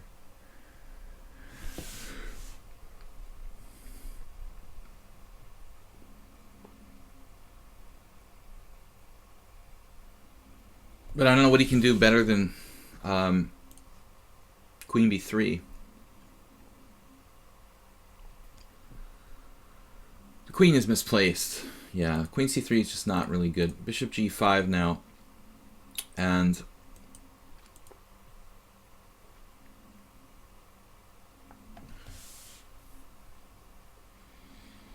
Could do knight d4 if we want to make Justice Bot happy with the tactics. Knight d4 is interesting. Bishop takes d8, knight takes b3, c takes b3, king takes d8 with a good position for black, but I would think a little bit messy. I'm going to lose on time though, so let's have fun. It may have been just best to play. I would normally play queen c7 here. I'm probably winning a pawn, although c4 could be met by knight e7, then like bishop f6. It gets a little complicated. So maybe this is more dynamic.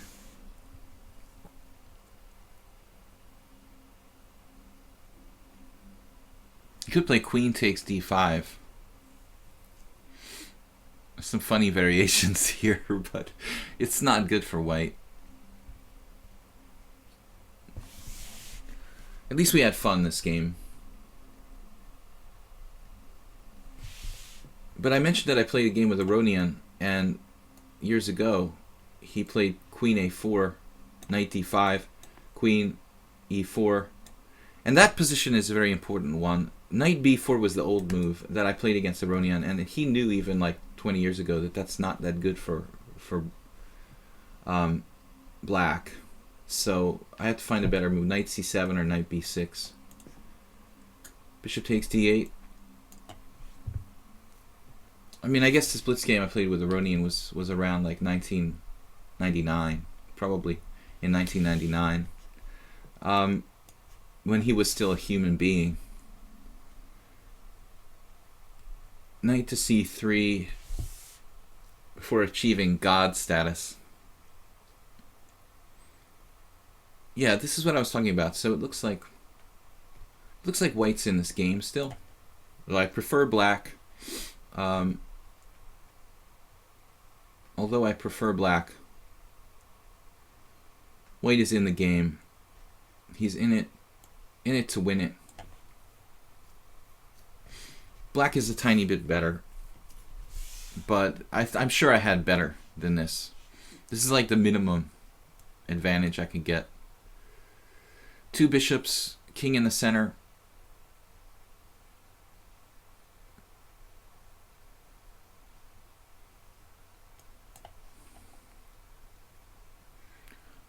Maybe my move order is important here. I'm not sure if it would be better to play b6 first than bishop b7. Black is better, there's no doubt. Really nice bishop pair. Centralized king for the ending. Bishop b5.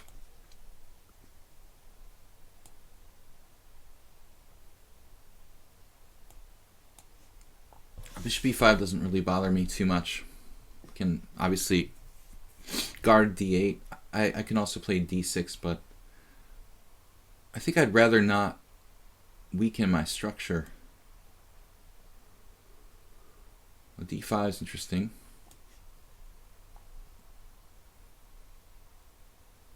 Now his bishop's trapped. Rook d3. An active way of guarding the c3 pawn, but too many problems. So the two bishops, maybe bishop b5 was a little too much. What he'd really like to do would be like trade white square bishops. Go back a few moves. He'd like to play bishop d3, rook e1, and try to trade with bishop e4. Trade bishops. Not easy to achieve. So it's lost. But it was a bad move in the opening. It just comes down to that. You know, nothing he can do about it now. Queen c3, no good. But now you know for next time. So it was a game worth losing. Saukonen. not going to give up. These bishops are beautiful.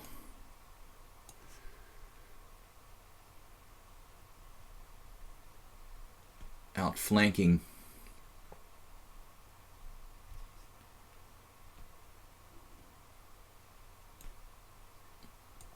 Taking the bait.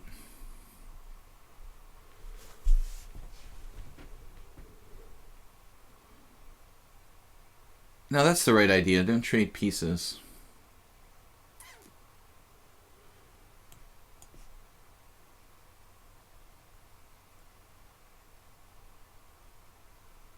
Guys, if you're interested, please check out my YouTube channel, Video Chess Training on YouTube. Also, I wanted to say that I am available for training and lessons.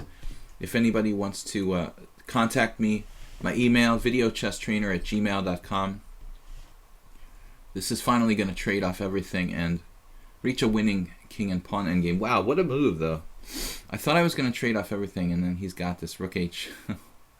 Rook move. I can't trade all the pieces like I wanted to. Alright, he's a fighter.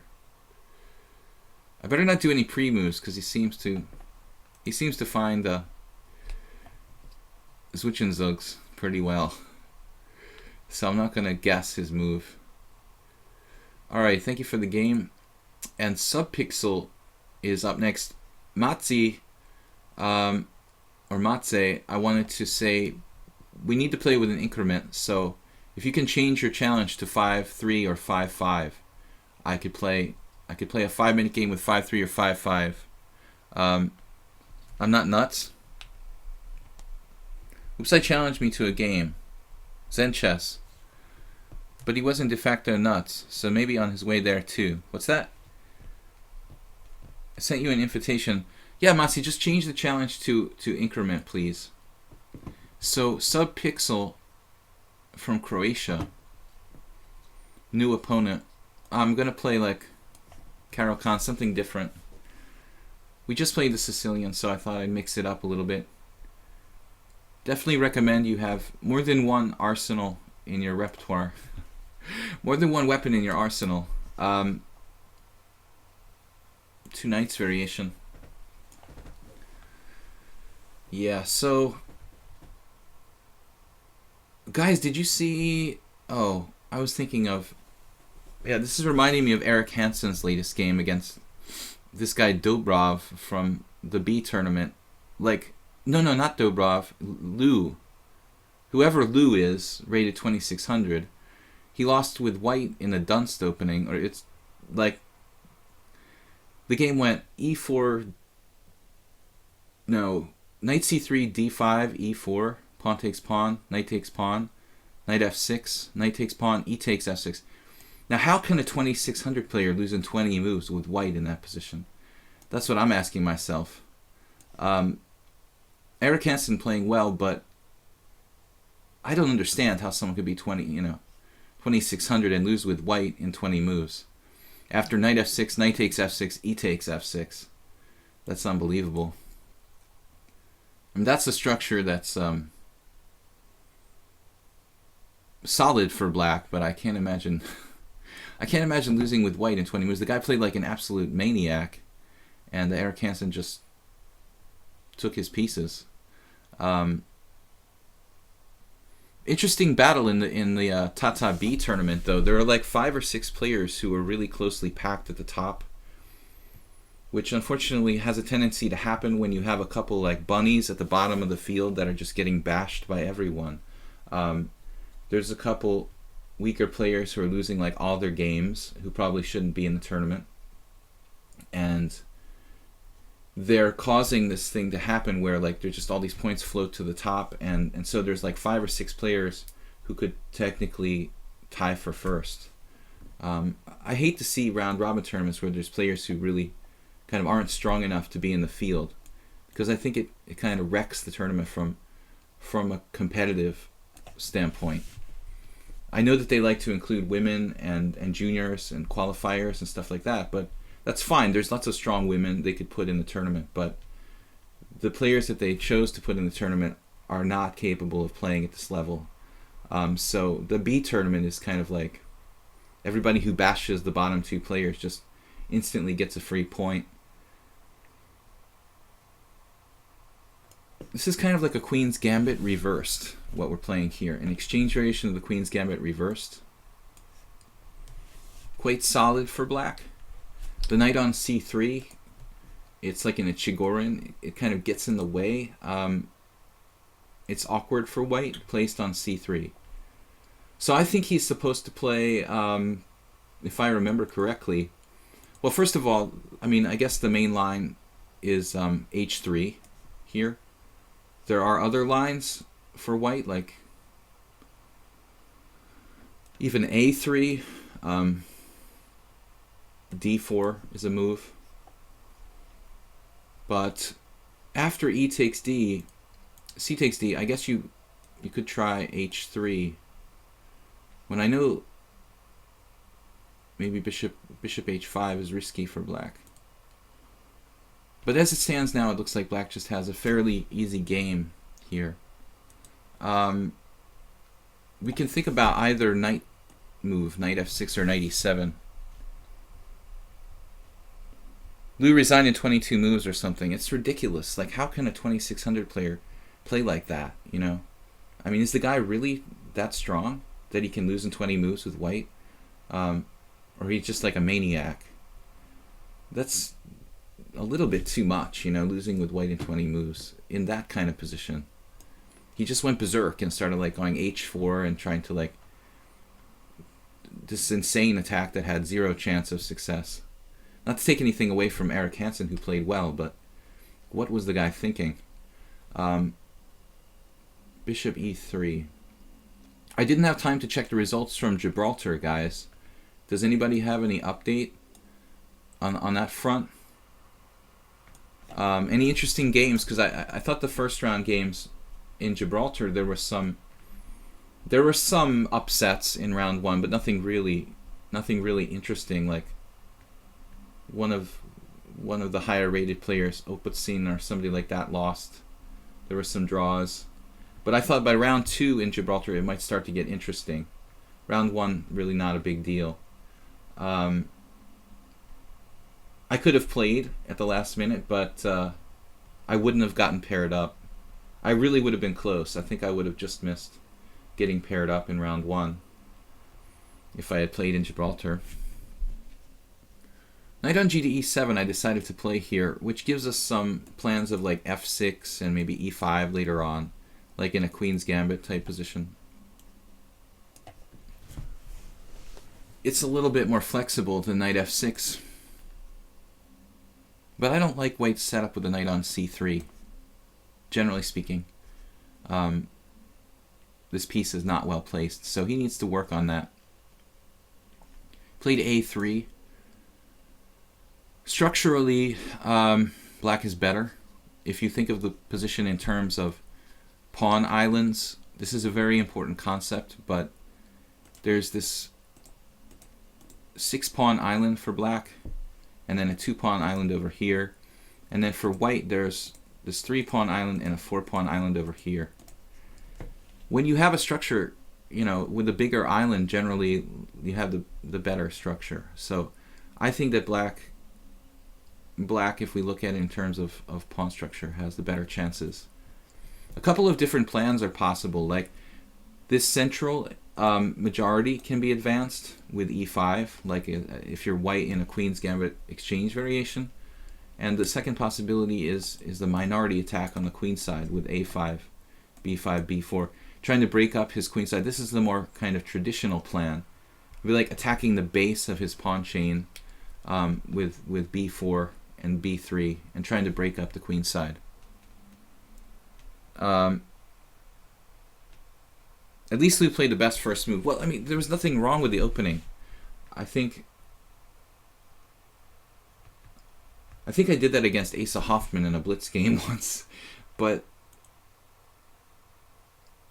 I'm pretty sure that after knight f6, Asa, who's like an expert in the Dunst opening, in a 5-minute game at the Marshall Chess Club, I'm pretty sure he did something weird, like I want to say he played knight g5, but I guess I'm mixing up lines. I don't think I played knight f6. I must have played something else. I must have played something more passive like knight d7. I guess it was knight d7, knight g5. We'll have to ask Asa Hoffman, the Dutch aficionado.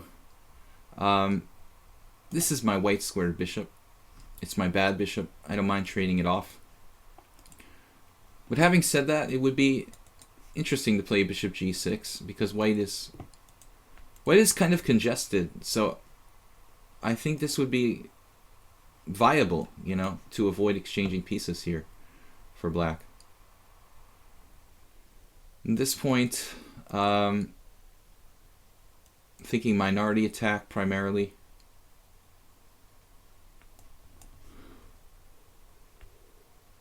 But it helped him a little bit. He got his knight off of c3. And that's one problem white doesn't have to worry about, being like pinned down to his pawn on c2. Yeah, I mean, maybe I should seriously have considered playing bishop g6 here. Very possibly slightly better not to trade pieces. Black's perfectly okay here, but if I want to win, maybe it would be best. I played Asa Hoffman at the Manhattan Chess Club in '98, I think, said Zen Chess. I lived in New York for a few months. Yeah, that's probably when I played him too, in around there. Maybe earlier, though. I mean, I played in New York many times off and on in the 90s. And could have been any time. But I just remember he just kept playing the Dunst opening every game.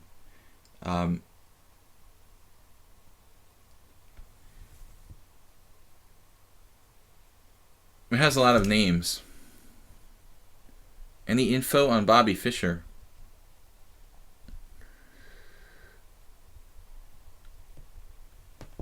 The Bobby, I don't know. We should hold a séance. It's actually not a bad idea. Chess séance, where we channel Bobby's spirit. That's an awesome idea. If I like it a lot. That would be really cool. Like live streaming chess séance with Bobby Fischer. Probably his estate will like sue me or something if I do like a live streaming chess séance with Bobby Fischer. That's awesome. All right, we're really compact here. Black has nice chances against this backward pawn. Quiet position though. Nobody's gonna get a mating attack here. We're a little low on the clock.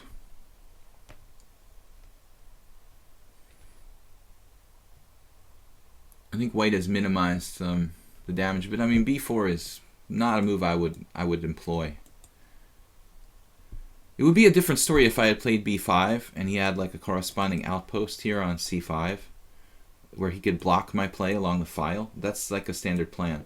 But since I didn't play b5, I think b4 is a serious mistake.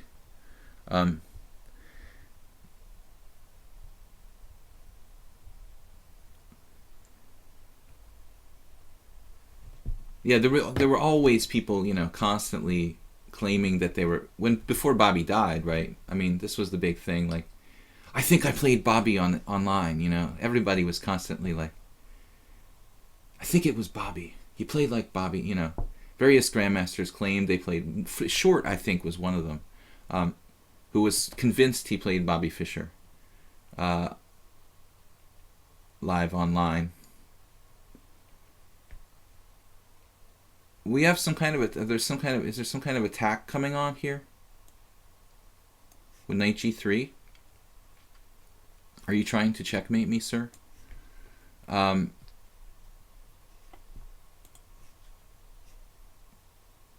bishop on b8 is well hidden.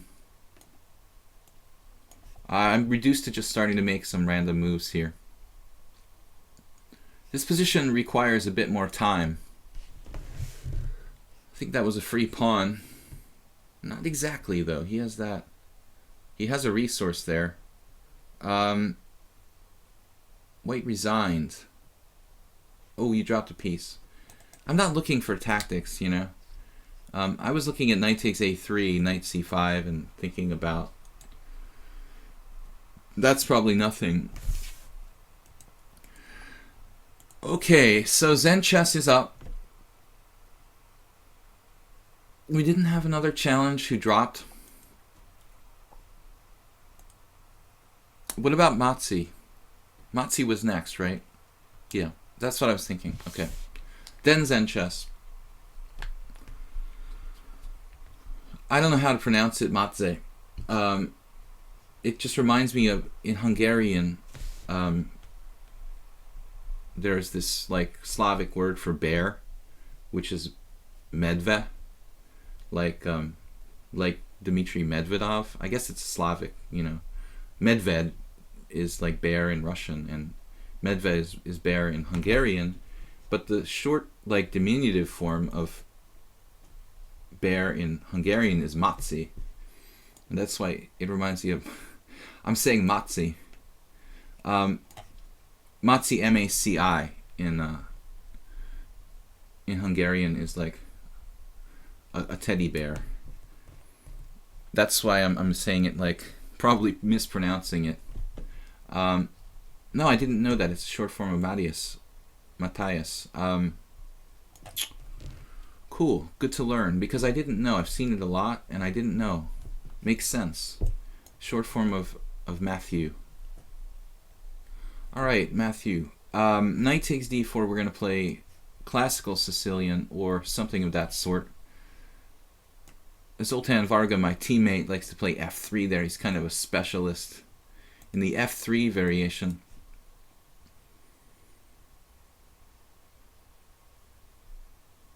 But rarely seen here on lichess is f3. I get it sometimes in this position. Quite a few times recently, in fact. I've been seeing a lot of f3. People try to force the English attack against everything. By the way, what's your rating? What's that?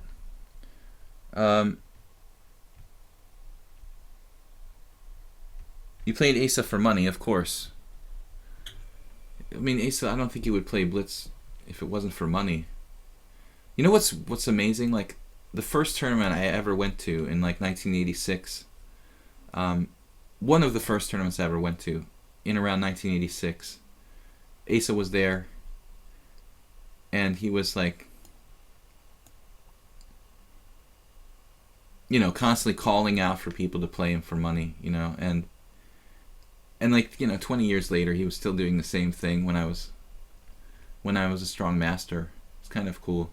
Some things never change. He's probably still around. He was playing on ICC, getting weaker, but he was still competent. I remember like 2 years ago. He's probably still playing. Good blitz player, though. He was a good blitz player. Not like GM strength, but a solid IM strength blitz player. Bishop g2. Yeah, let's transpose to our game from yesterday. Exact same position, right? We had against... I don't remember who it was. But this same line. I could also play the dragon. Sometimes I play the dragon and sometimes I play e6 against this kind of fianchetto setup. We had the exact same line yesterday. I was talking about Zoltan Ribley. I had an ECO monograph on this. So yesterday the guy played one of 3 possible key lines here, but he quickly made a mistake. After like 15 moves, he was in trouble. But h3, it looks like a creepy crawly kind of line. It's not bad. But I think the key move is knight b5, not to everyone's taste. That was our featured game from yesterday. The h3 looks kind of irritating.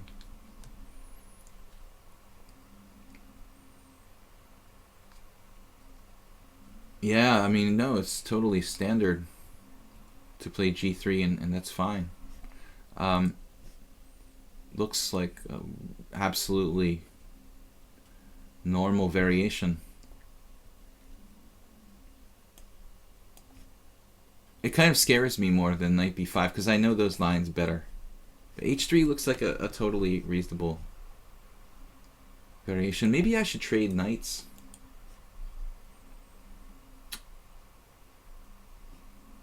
It does develop his queen for him, but that's one less piece on the board for black, who's in a like slightly cramped position. So there's a reasonable justification for knight takes d4.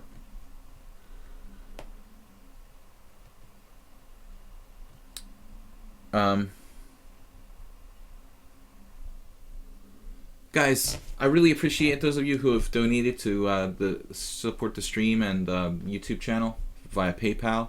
If anybody can afford to donate just like $5 per year, much appreciated. We have several people who already donated this year, and it does help me to keep it going. Hopefully I can find an extra disk for this computer. We don't need any donations for that, but I did have some disk problems, so I think I'm going to find that external disk drive. That was a good idea, because we have not enough space. And I like using this machine for the stream, but I do need to free up some space, so not too expensive to buy an external drive, but I think I have one around somewhere. Bishop e3. I mean, standard moves, a6 is fine. Again, I should think about exchanging knights, though. Maybe once he plays a4. This does seem like a normal plan. 92. I guess black could play d5, but it would free my position. But kind of a thankless, isolated pawn type situation. I can take with a knight, though.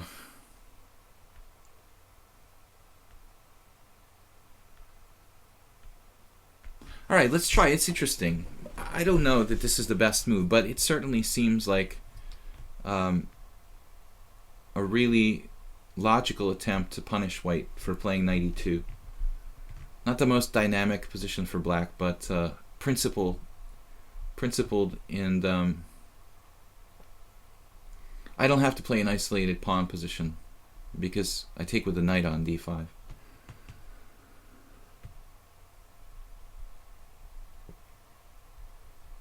Now we have a big decision to make. My default was to play pawn takes and strengthen my center, but yeah, we're going to do pawn takes because I don't want him to have a permanent outpost on d4. This was the last line I looked at before I decided to play d5, and I decided this is okay for black. It's a little bit passive, you know, like the knight coming back to e8, but I don't think it's bad because we have c5, we have f6, and we're very compact. I think that black is fine here. I'm not saying I'm better, but white's going to have to play well. c4, Nimzovician blockade type of strategy. Good move. I like that. c4 before I have time to really free myself. Oh, man, that is a strong move. I'm not happy about that.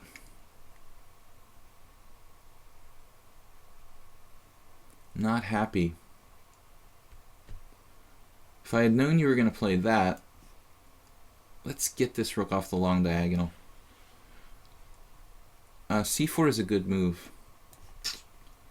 Before I had time to play c5, I mean, I think the timing is key there. I mean, if you let me play c5, black's position is pretty easy to play. But if you play c4, I can't play c5, and that's changing the whole dynamic here. I have to revert to my other plan of f6.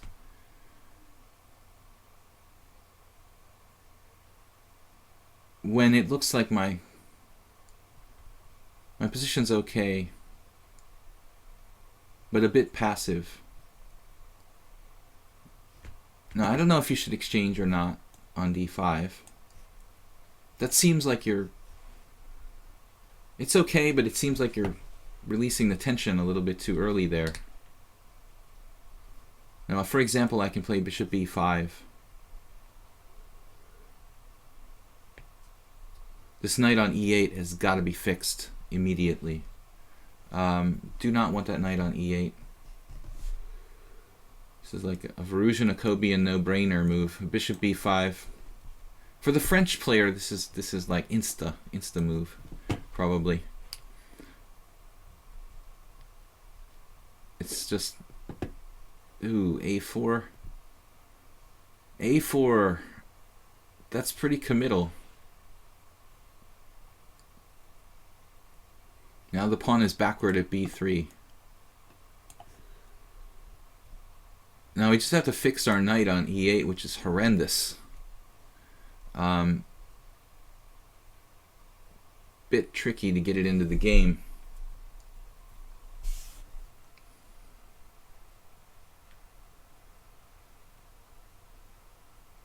I'm trying to avoid playing f6.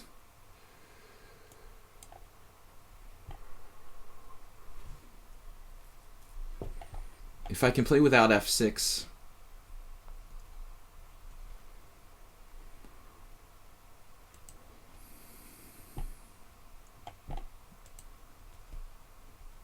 I would prefer it. Knight to b4. He's gone after me. Coming after me. I mean, I might have to play f6 at some point now. Coming after me. Well, I don't know about this.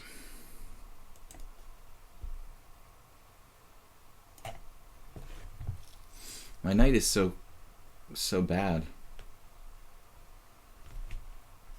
Knight a6. What do I do now?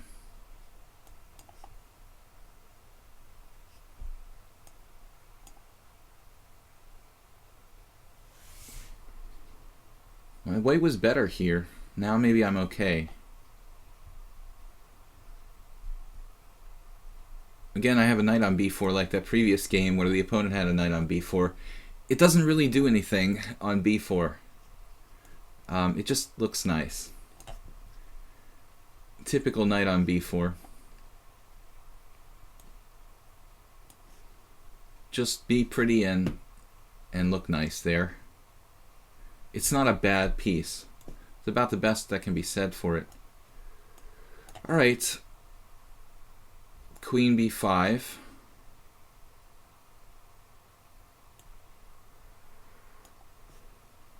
Being a bit combative, but he has weakened himself a bit on the queen side.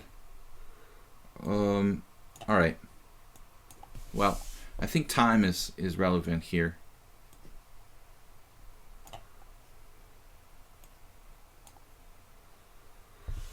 Firmly taking the initiative. The knight, this ridiculous knight, man. Knight e8 to c7.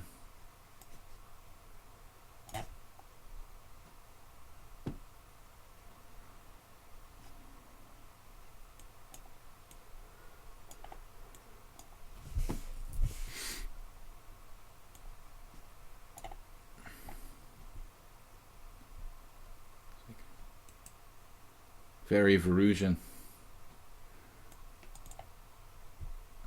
I feel like I'm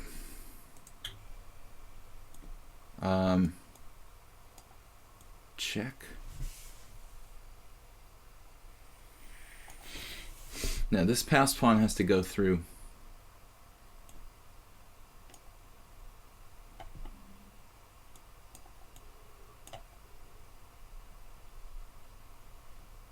That was a really ill knight, man. I think that right up until like the last 10 moves, white was probably better the entire game. Okay, guys, we have time for 1.5 games, basically. So Peter Y, if you re-challenge me to 5-3, I'd be willing to play that. If not, then World Loser will be last game.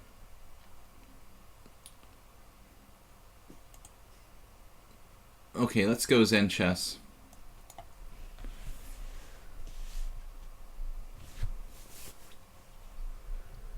You can't believe White still had any advantage after he played C takes D5. I bet the computer will say White has something, but I could be wrong. It likes that white squared bishop that can't do anything. I didn't like C takes D5, of course, but I still think he's still probably better there. And F6, you know, it's kind of risky structurally. So I tried to play without it, because if F6, pawn takes F6, I'd have a hanging pawns like in the center, which I'm not really thrilled about. Zen Chess, was it against you that I played this once before? This Emery Tate attack? Yesterday I had, or 2 days ago I had a game with I Am Destroyer. But Zen Chess is smart and he played G6. I recommended that. That's the best move for black, to turn it into a kind of dragon. I think it's definitely best. So now, what are we going to do to justify this queen position on F3? H3 and G4. H3 is so popular nowadays against the Najdorf. I don't want bishop G4.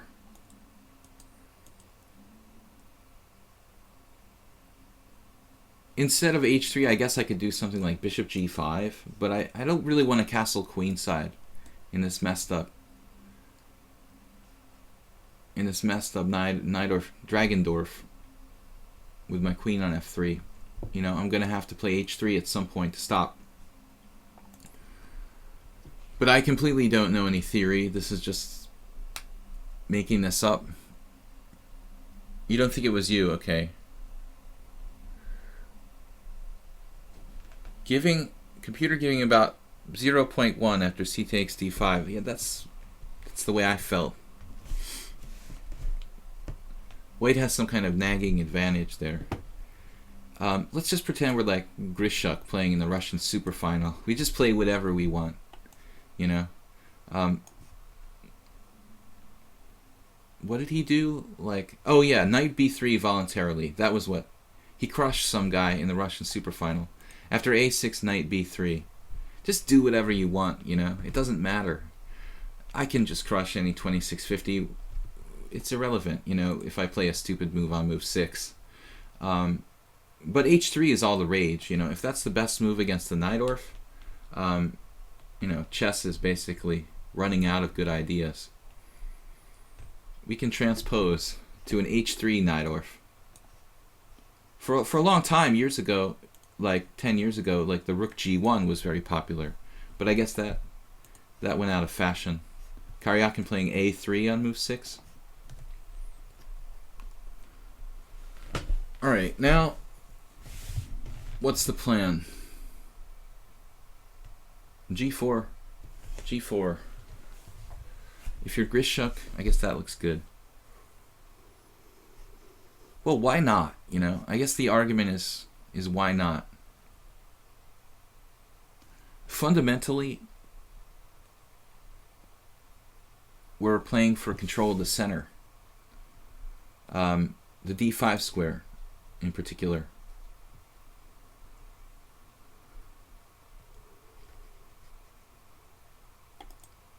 But I think there's a lot to be said for playing unknown variations, you know, taking people out of book.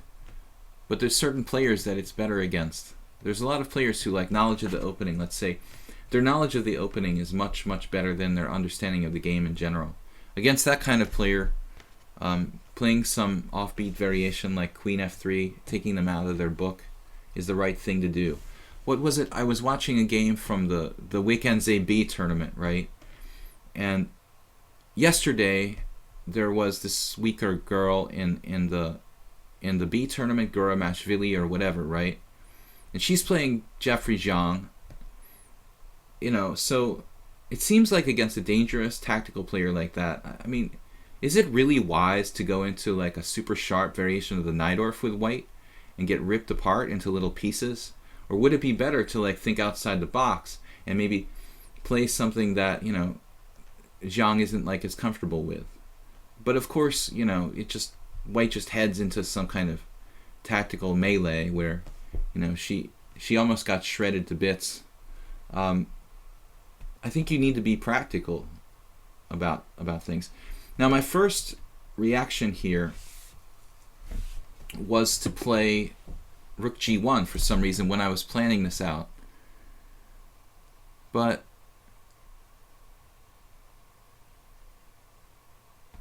I don't know that it benefits me to surrender the H file here. And after Rook G1, I'm going to have a problem with Knight C6, I think.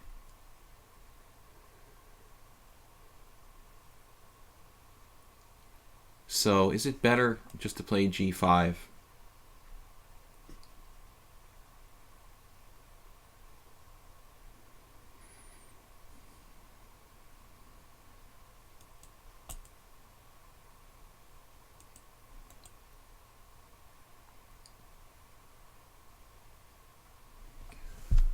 What do you guys think?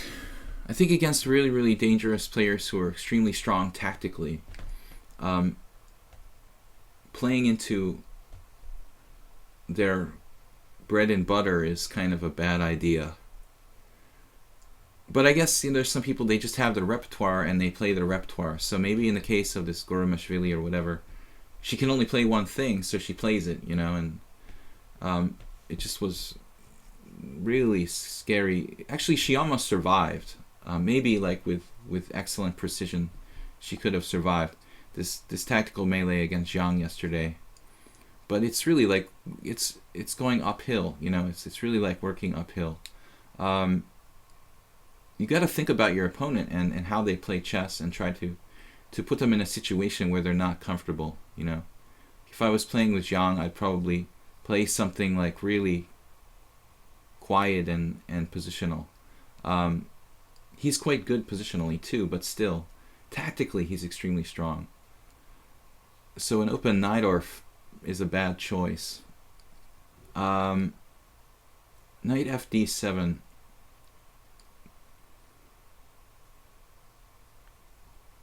Where do we go? Bishop E2. Bishop E2, Bishop E3. What about bishop takes C3 check? Is that ever going to be a possibility around here? There's also Knight E5. Should I play H4 is another question. Or let black play H4. Should I play Knight D5? Maybe we'll just play Knight D5. Kick him out. Rather than allow something like bishop takes C3.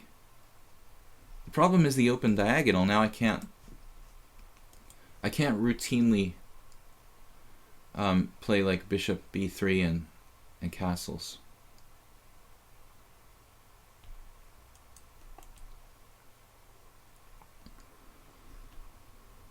All right, I don't know.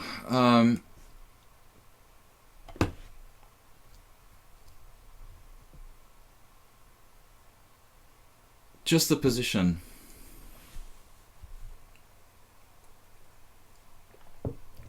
Just a position. It's hard for white to castle either side.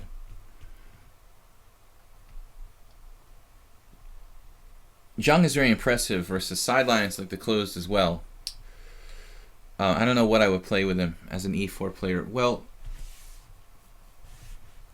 you play E4 and you hope he plays the Scandinavian with queen takes D6 or queen back to D6 or something. I don't know. Against Grandelius, he did that and he was like totally lost. He does sometimes drift into bad positions and then have to bail himself out. Okay, well, I guess c3 is going to have to be played at some point in order to develop the rest of my pieces.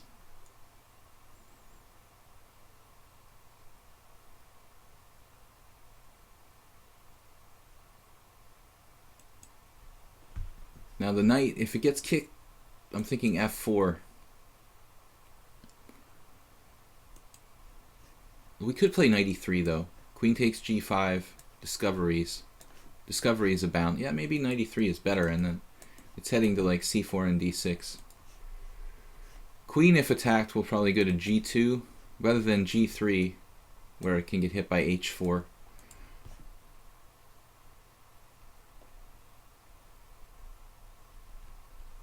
We give our opponent things to think about here, whereas in the main lines, he probably knows the theory.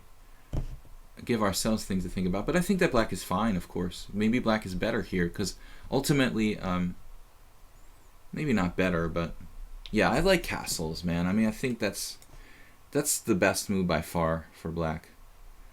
Don't do anything fancy. Castles is good, although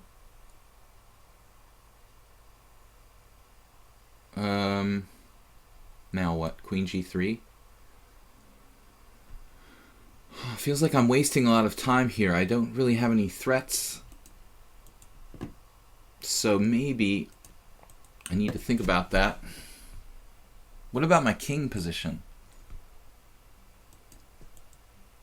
We'll have to castle king side.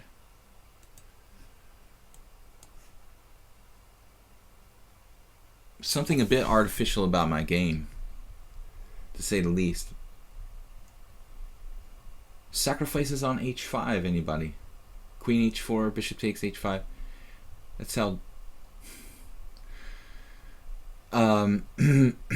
could happen.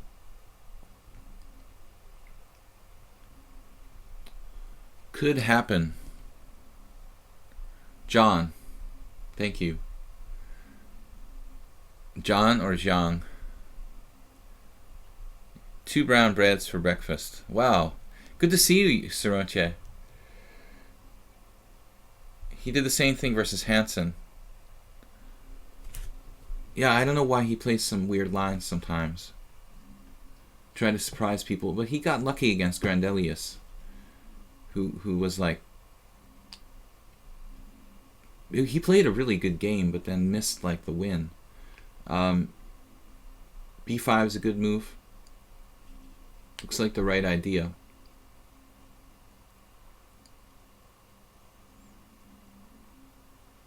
My development is definitely questionable here.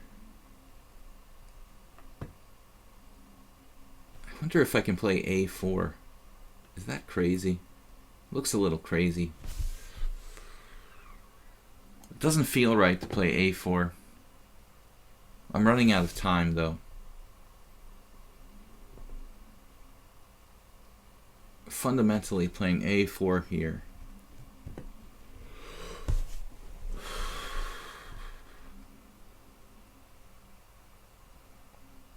Alright, let's try it. It's fun. Something different. Activating my rook.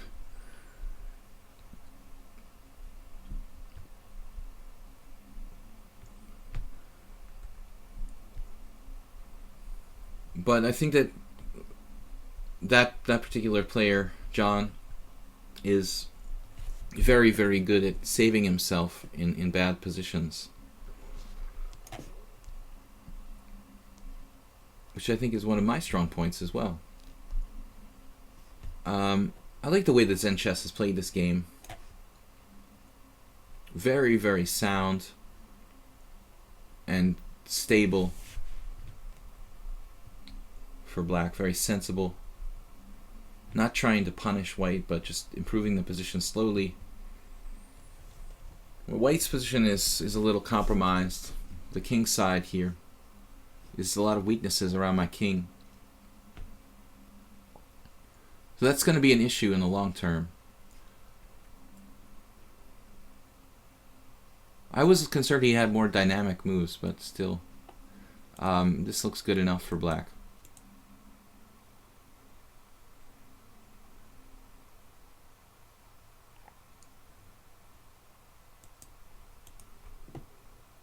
Looks like the game will be resolved by time pressure. And Zen chess is pretty fast.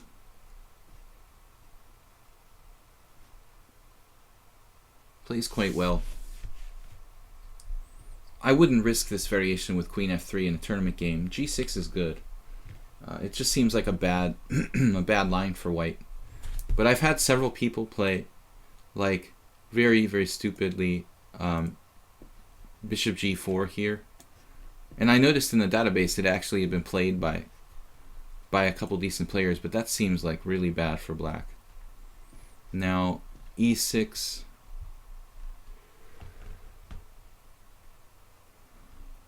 Knight f4. Or knight e3. Or knight b4. Knight b4 looks... My e-pawn is protected. That's kind of handy. Alright. A wealth of sacrificial possibilities here for white, but nothing which is probably even good. You can sacrifice all you want on h5. I don't think that it's going to be enough.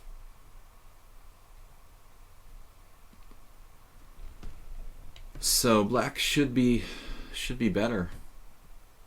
Maybe I'm too pessimistic, but I don't really like my game.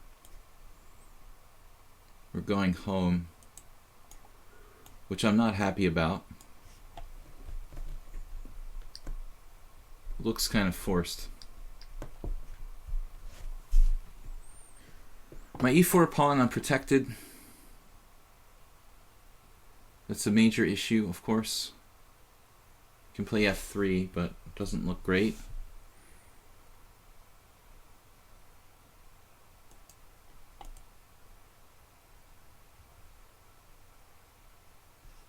Maybe knight d2.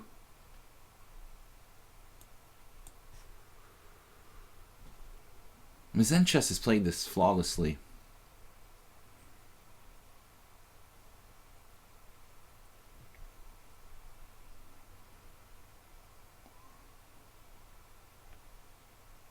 Okay, there maybe he should have played d5.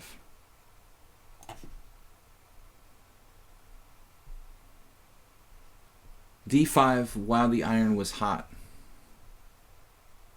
Because now knight a5 might kill this guy. Still black is fine, but I was very concerned about that other move. That was... Now I could even take on a6 there. It's a little bit risky, but... Black's still probably better.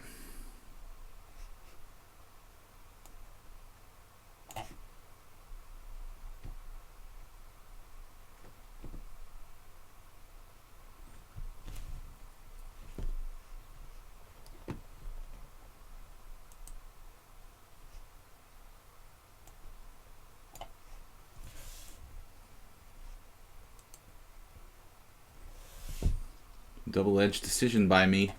Let that pawn through.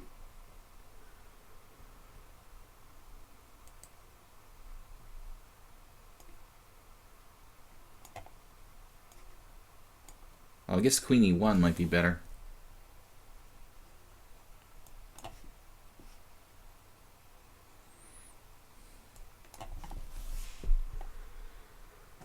Oh, look at this maneuvering.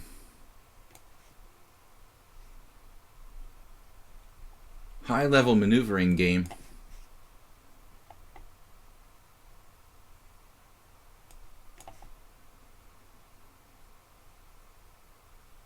Whoa.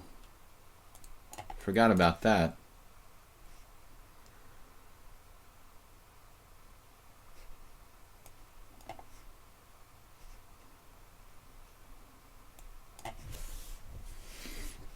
I've got to try something.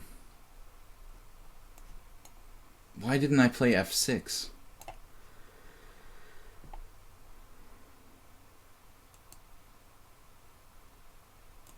Oh.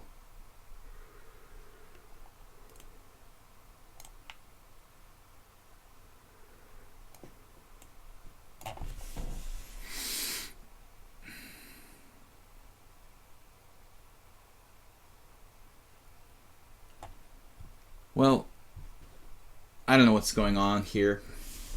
He doesn't have to take on h5. I should have played this instantly because I saw I didn't have mate, but it looks like I have some strong attacking chances with like g6. So I'm not sure he can take the pawn. Black was better like the whole game positionally, but Mickey Mixie, I can't accept that challenge. The arousal time is just too late. So world loser is last game for today, guys. We're over time, but I promised to play one more, so this is it. You weren't banned. You were timed out for 10 seconds by... it was banned. You're banned, Zen Chess. You're timed out for 10 seconds. It's a long time, but Mubat timed you out for something.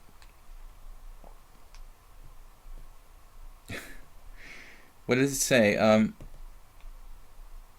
Banned words, dude. Automated by Mubat. Okay, guys, last game for today.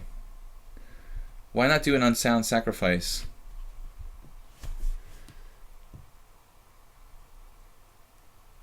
Oh no, world loser. Rated game?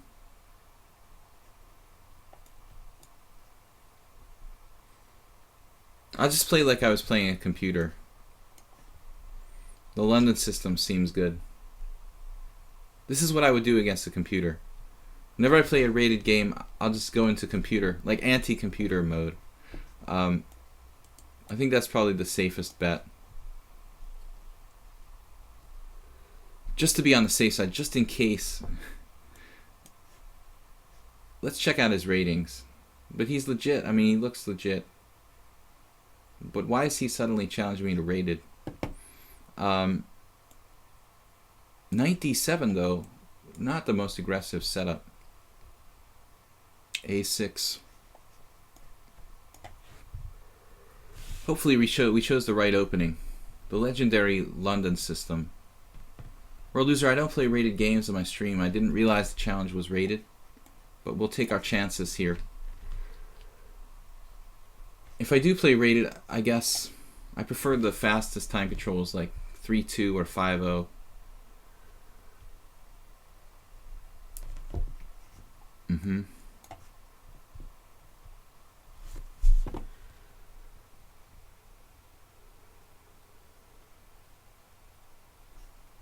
Should I resign now or later? My record in rated games here on the stream is not too good.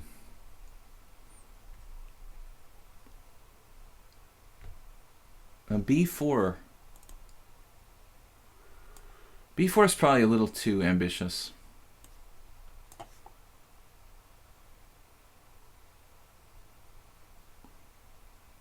Maybe B4 now. Played bishop C6. That's fine. World loser from Poland. He closed the center with C4. We'll have to rethink what we're doing here. It's like an A6 Slav with colors reversed. Something I don't play, of course. Oh boy. Well, I think I have to play A5 there, because I don't want his knight coming in. We have only one way to break the center with E4 now.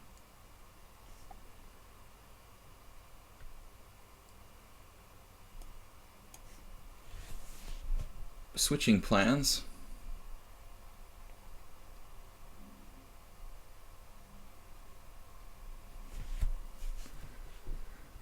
We have played before. I lost the world loser. What a surprise. That was in a simul though. And I have another draw in a simul. So I haven't beat him. And it's a rated game. Yeah, I have a bad feeling about this.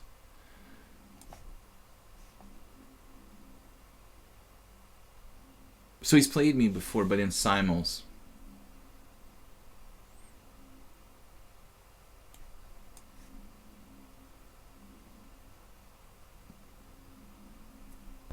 Black is quite solid here. The other possibility is knight d5. That's more ambitious, I guess.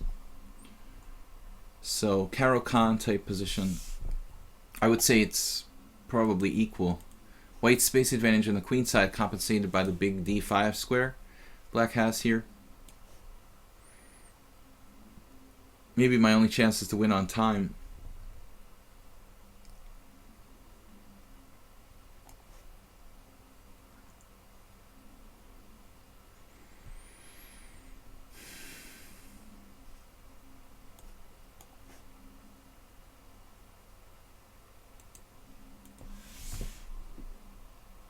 Playing quickly, isn't he?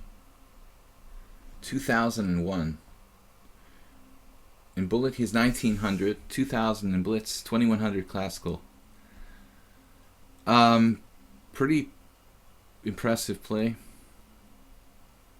I don't know what to do. I mean, 95. Queen e4.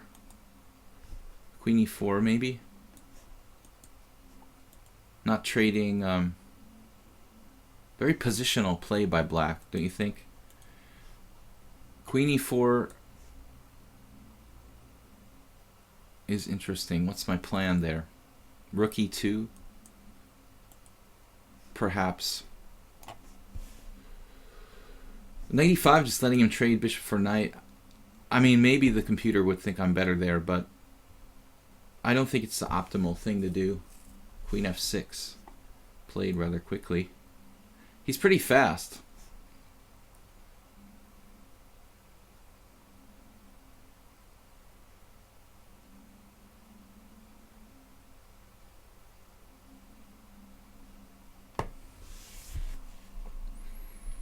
Five, 3. After I wash the dishes, I arrange them in the cupboard. What is that?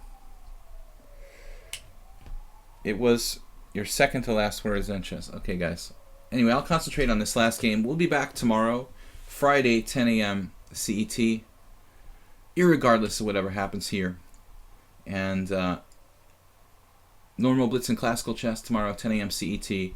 Please don't forget to check out my YouTube channel, Video Chess Training on YouTube. He's trading. Oh, that's an interesting move. He's trading for my bishop there. Wow, strong move. My bad bishop, very strong, and he gets an outpost on e5. Yeah, this looks pretty strong for white, black rather. Bishop f4, nice move. Wow. Absolutely best. Now I have to retreat, apparently.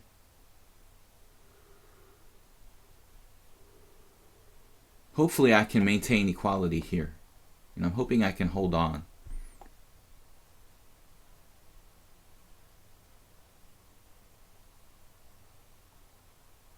He'll probably find some kind of brutal move. Rook takes. I'm allowing allowing knight f4. Of course, instantly played. Black has at least equality.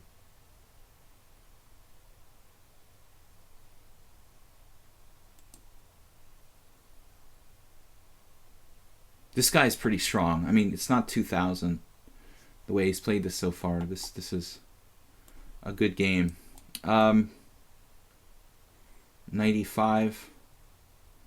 Though 93 there seemed logical. Am I going to blunder a tactic? Where is the tactic?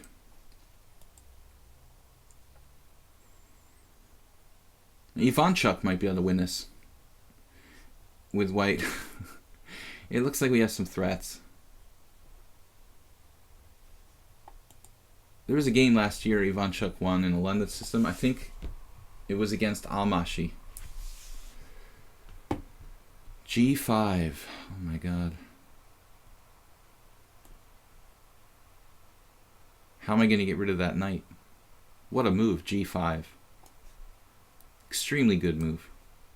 Maybe rook f3 instead. Rook d5.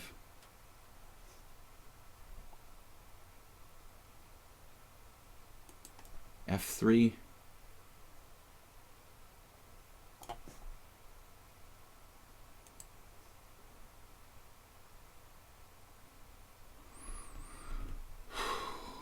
scared. Black's played strongly and systematically. He might be getting a little tangled up here, though.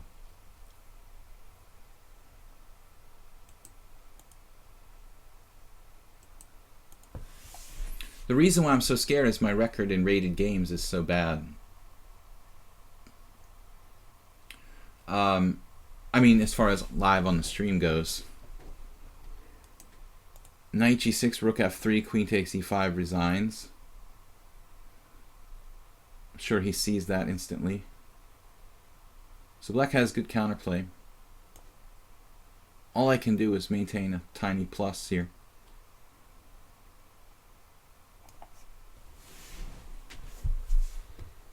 I don't seem to have anything.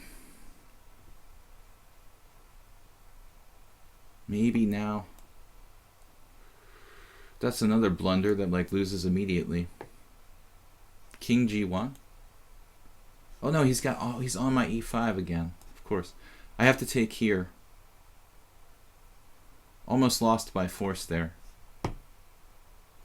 Not surprised. World Loser 2000. Okay. Looks like I might hold a draw.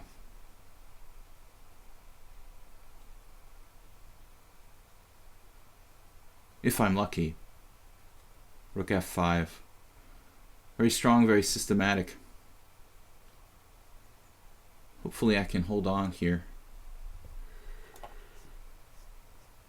Another rook's coming through d5. Robotron.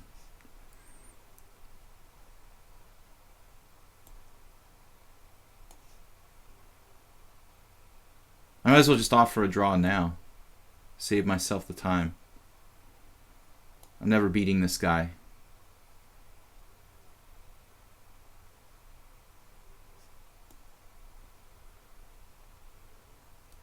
Surprised by the avoidance of a queen exchange there. I guess he's playing for a win. Alright, here.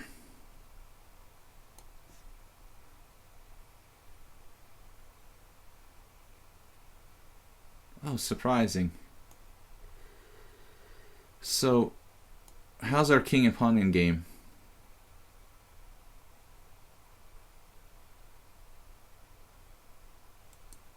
Well, probably doesn't matter. He'll play for the queen ending. The best I have is a draw, probably.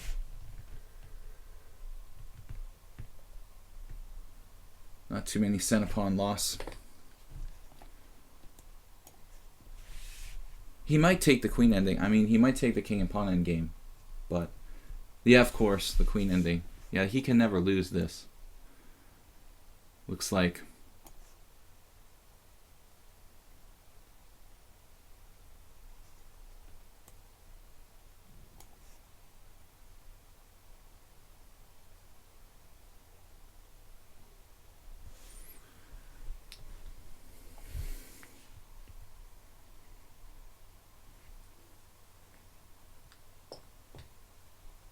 Prolific.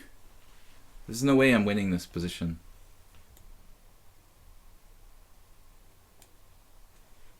World Loser 2001. A virtually perfect game. Look, he's playing f6, sacrificing the e6 pawn there. Should I try to win? Queen takes e6, queen takes c3, queen g8 check. Is that a mate? Well, I have at least a draw. Could he have made a mistake?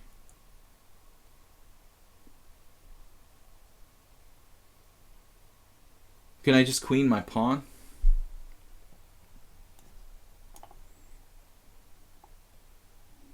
Is there a mate here? I don't think there's any mate. Queen h7, g4.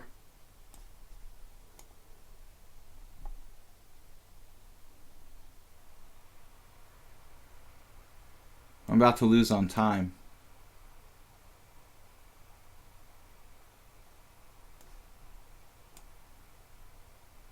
doubt this is a win. Maybe if I had pushed my d-pawn right away. Let's just see the analysis here. Should be interesting. I was winning. King g6, g4, g4. Oh my god. So just d5 here, though. I should have just played d5. Why not d5? That's winning. I should have played that move.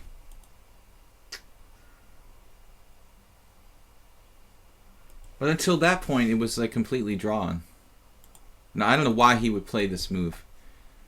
f6 in this position. Why would black need to play f6 here?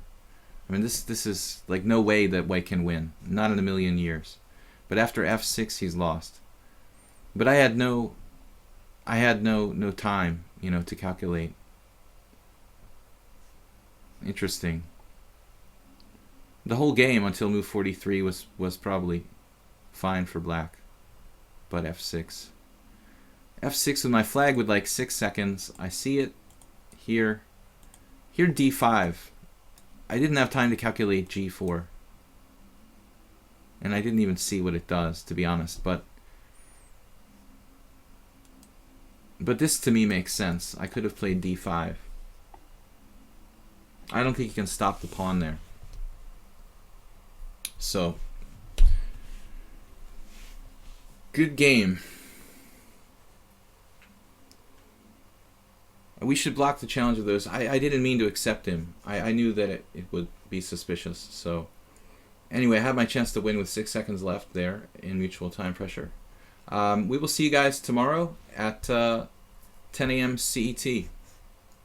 Thanks again, and check out my YouTube channel, Video Chess Training on YouTube, and we'll be back tomorrow. And thanks again to you, and for everybody for watching. And don't forget that on Sunday I do a simul here on lichess at 6:30 p.m. CET. I'll see you guys then. Bye-bye.